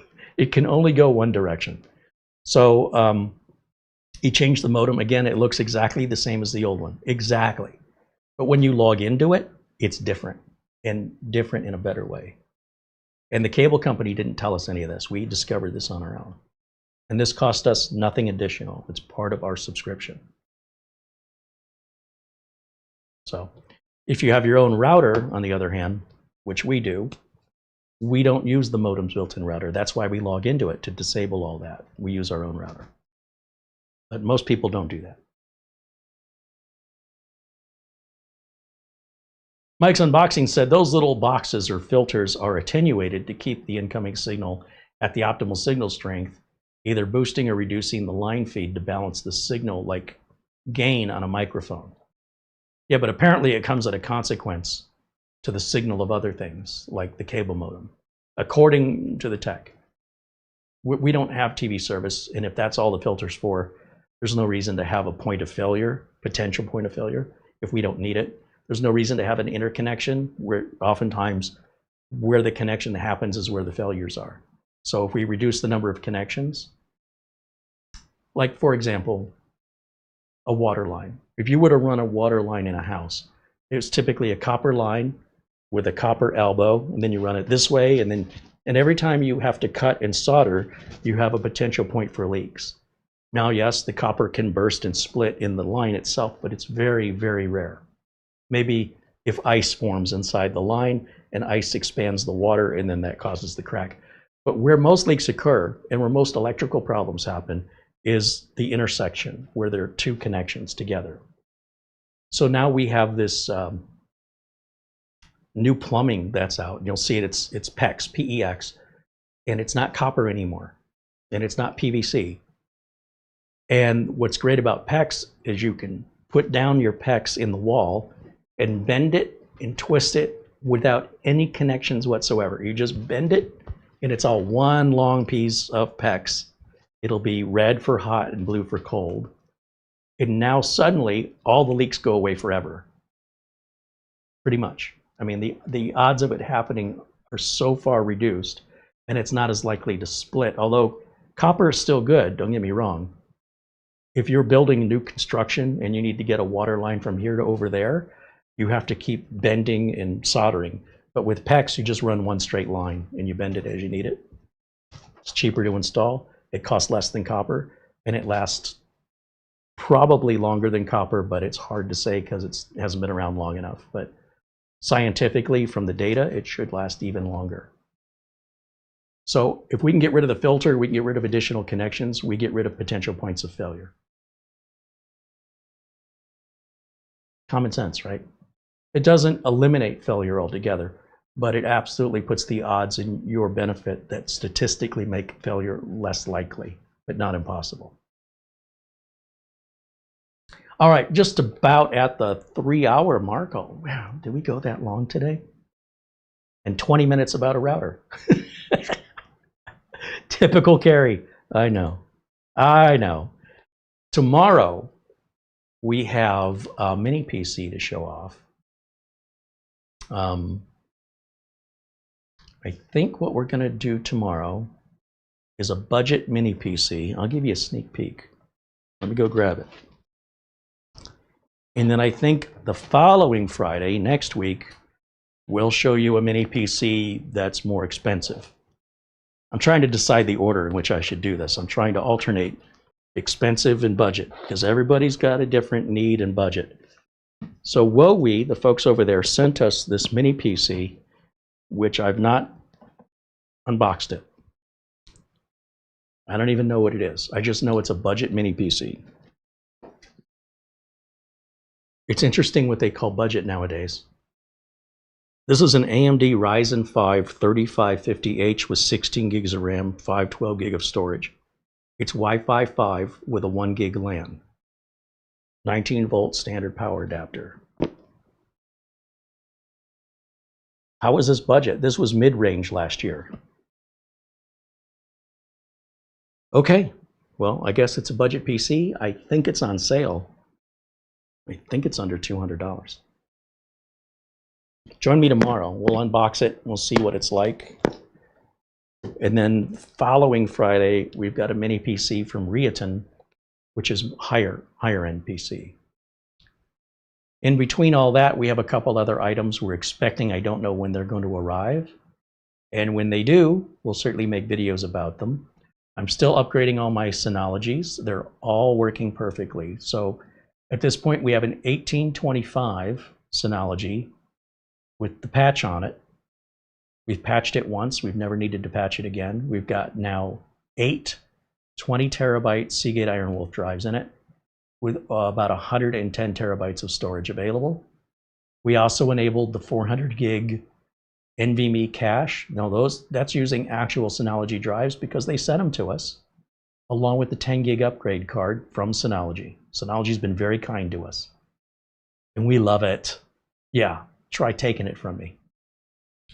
Now, the prior unit they sent us, the 1525, I had 4 22 terabyte drives in there, and I cannot find any more Seagate refurbished 22 terabyte Ironwolf drives. But I did see the 26 terabyte Exos drives for the same price. So I bought 5 of those. And one by one, I'm taking the 22s out as though they failed, pretending like it's a failure. Take one drive out, and I'm replacing it with the 26 terabyte drive. And when I do that, and I log into the Synology, I still don't have to patch it. The patch still applies. And even if I did, I just hit the run command in the task scheduler. It takes 2 seconds. So that removes any of the drive restrictions. So that one currently is replacing drive number 4. I've already done drive 1, drive 2, drive 3. It's working on drive 4. So the first thing it does is it repairs the drive that's gone bad, the one I took out, even though it hasn't gone bad. It's the same process. And when I put the 26 in, it says, oh, do you want to expand the capacity of the array since this drive is bigger? I say yes. So after it repairs it, it does this drive scrubbing, which takes, the repair only takes about 9 or 10 hours, and the drive scrubbing is like 24 hours. The whole thing takes about a day and a half, 2 days. And then I do the next drive. So I'm down to one more. Then I'm going to take the 22 terabyte drives that I've removed. I'm going to move those into the Arico and the Minis Forum NASs so we can continue to watch them as they grow and evolve. Right now, they're like unripened fruit. I'm looking at Minis Forum's N5. I'm looking at the Arico HS500 Pro, and I see what could be a Guinness World Record breaking pumpkin. But it's only this big right now. It's too early to harvest it, but it's showing a lot of promise. And as they update their software, and they both basically use the same software, it's the same foundation. They should both evolve pretty close to each other. It's new, and it's going to take some time. Synology's had 20 years to perfect theirs, more than 20. That's why I like Synology so much. Despite the drive compatibility restrictions, their operating system, nobody can hold a candle to them. So I don't mind a 2-second free patch. And Synology doesn't seem to mind me telling you about it either. Once that's all done, the reason I'm going with the 26 terabyte Exos drives is to see if there's any reliability difference. Because if a 20 terabyte Iron Wolf refurbished drive is $310, and a refurbished 26 terabyte Exos drive is also $310, they're both renewed. Why wouldn't I want 6 more terabytes for the same price? Unless the Exos drives are less reliable. But all I can tell you so far is they seem faster. The Exos drives giving me 6 more terabytes for the same price. When I ask it to rebuild the array, it's faster. It's got to be the drives. But if the drives fail in a year, I'm done with them. Because that's what desktop drives were doing in the NASs I had been deploying. When I first started with NASs, I put desktop drives in them. And almost like clockwork, the drives would fail after 1 year to 18 months, one by one. Once I went to NAS drives, all the failures stopped. The 3 terabyte drives, the Iron Wolf 3 terabyte drives were the only NAS drives so far that I've had that have failed. I've never seen a failed NAS drive since then, for years. I still have drives from years ago that I have retired out of the NAS because they're too small in capacity. They work fine. So if the difference in cost is that reliability, I'll pay more money. But on the other hand, if those Exos drives turn out that they're just as reliable, I'm going to stop buying the Iron Wolf drives. So I'm going to put it to the test. I don't care what the internet says. I want to see for myself and have real experience. And I certainly want to do that for at least a year before I would recommend it as an alternative for customers. So all the customers are using Iron Wolf drives or Western Digital Red drives. That's it. There's no options, or I won't support them. So, and by the way, they don't have any issues. No client of mine has ever lost data, ever. And I haven't had to change a bad hard drive for any client since before the pandemic. So what's that been, 5 years, 6 years? I just don't see them anymore. NAS or desktop.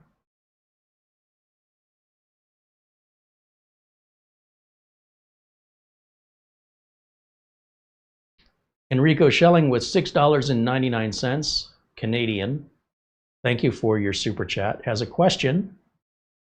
Is there an easy way to know the generation of M.2 slot of laptops? Well, it depends. Your M.2 slot may be adjustable through the BIOS. So if you ran a utility like Crystal Disk Info, it'll tell you the speed of the drive versus the speed of the slot. But if the slot's been configured at a slower speed than what it can actually do, then that's not telling you what it can do, it's telling you how it's currently set. The easiest way, in my opinion, would be to open Google Search or preferably Copilot and say, what's the speed of the NVMe slots in this laptop? Because it's not going to be the same if you're dealing with a variety of manufacturers and models. So we have this desktop here that has an NVMe drive in it. And this is an HP EliteDesk. This is a few years old.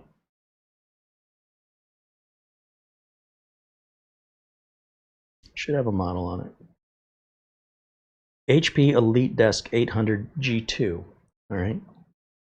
So here's what because I don't want to work harder than I have to. I don't want to spend hours on research for something that takes 5 seconds if you know where to look. So if we open, and it doesn't matter if you use Gemini, Copilot, Perplexity, ChatGPT, whatever, Grok. But I'm going to open, let's go back here, let's open Copilot.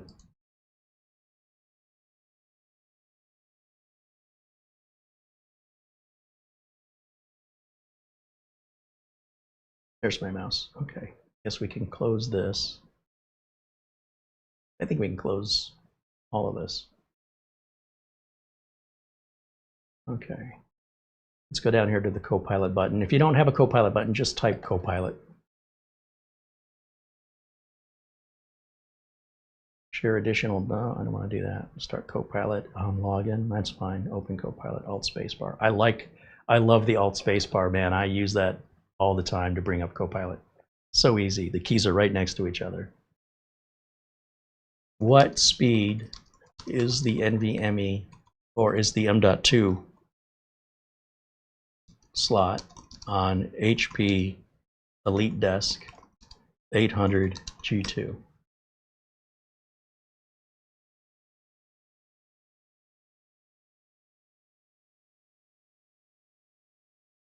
Now this says it's PCIe Gen 2 by 4 with the AHCI protocol, not NVMe protocol.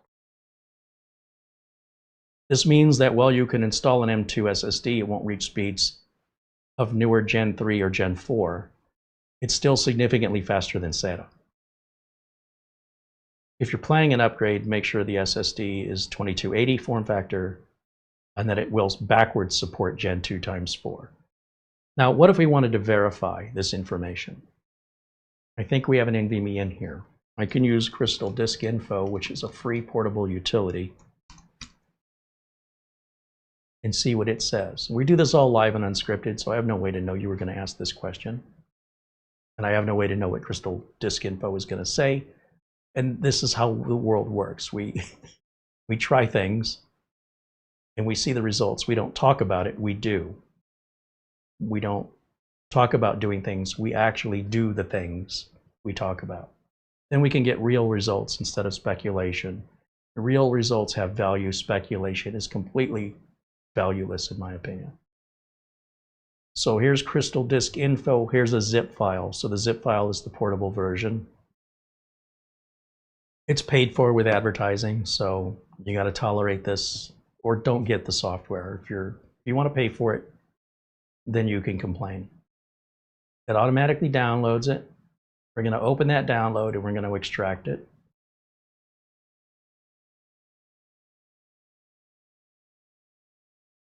And I like that we don't have to install this.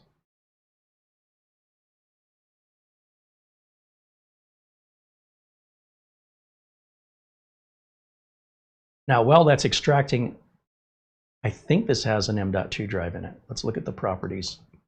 Go over here to the hardware, and we can see the properties of the M.2 drive. So this is a generic Samsung M.2, which I just lost. Here it is. Under hardware, it says we have a Samsung, and then there's the model. And you can look up the model of the drive to see what speed it is versus looking up the model of the motherboard to see what speed it supports. It will run whichever of the two is slowest. That's your maximum speed, is the maximum speed of the slowest drive or connector. And it should all work backwards compatible. It'll just run slower whatever part of it of the chain is the weakest link, that determines the link strength of the rest of the chain. So we'll run disk info. Again, it's a portable utility. There's no software to install.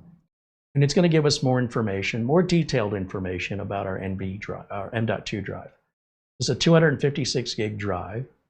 And it says down here, transfer mode is SATA 600 and that it's serial ATA. So maybe I don't have an M.2 in here. Maybe I have a SATA drive in that's SSD. Yeah, I mean, according to this, we've got SATA.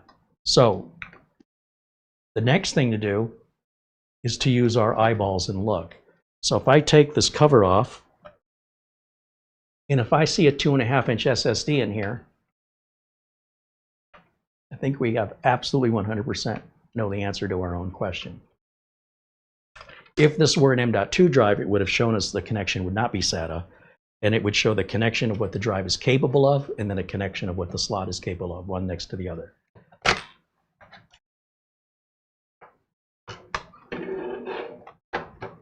Two-and-a-half-inch SATA SSD. Super easy, barely an inconvenience. So that's how you can determine what storage you have. So if this had an NVMe drive in it or an M.2 drive in it, we would go through the same process. And by opening it, we can see exactly what the make and model is, but likely Crystal Disk Info is going to provide us with all that information. I popped my USB out when I slid the cover off, and that was controlling the keyboard and mouse. So if we go back and take another look at what Crystal Disk Info is telling us, it's telling us we are connected. The transfer mode is what you want to look at. The current mode and the supported mode. Okay? Those are your two modes. It'll tell us how many times this drive has been turned on, powered up, and how many hours of use it's been on. All of that information is on most modern drives. And that can help you gauge the lifespan of the drive. So instead of, let's say, I don't know, a 50-year lifespan on this, we're down to about 44 years left. Oh no, you better get rid of it. It's unreliable. There's only 44 years of life left in it.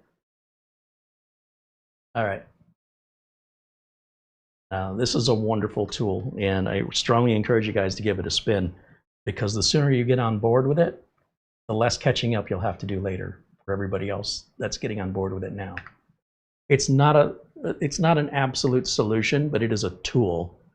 And if you're not using this tool in combination with other tools, well, you're working way harder than you need to.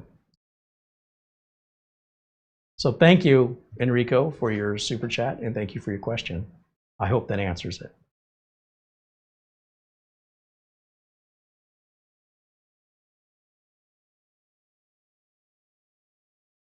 Andy asked, if I own my own router instead of the ISP's router, what settings do I need to change? Well, you would do the same thing we did.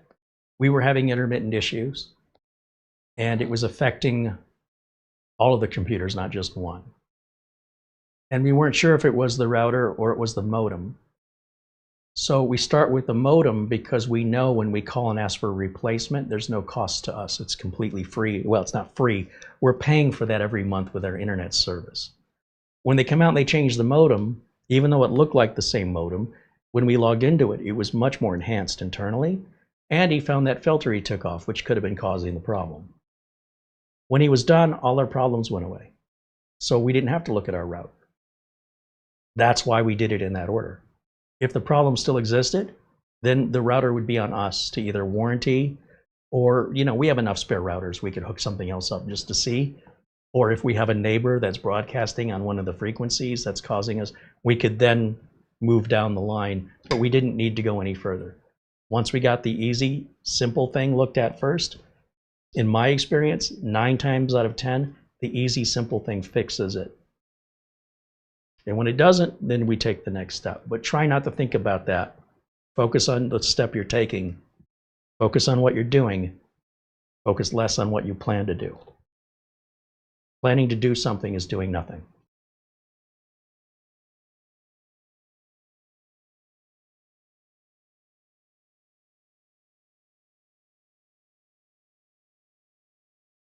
Mike's Unboxing said, Synology Active Backup is work class. No other NAS brand comes close at the moment. Yeah, Mara's got that set up. She does nightly backups with the machines we use here. And she's using Synology Active Backup. And it's free with, it's no additional charge. You don't have to use Acronis. You've already got it built into Synology. It's part of what you're paying for.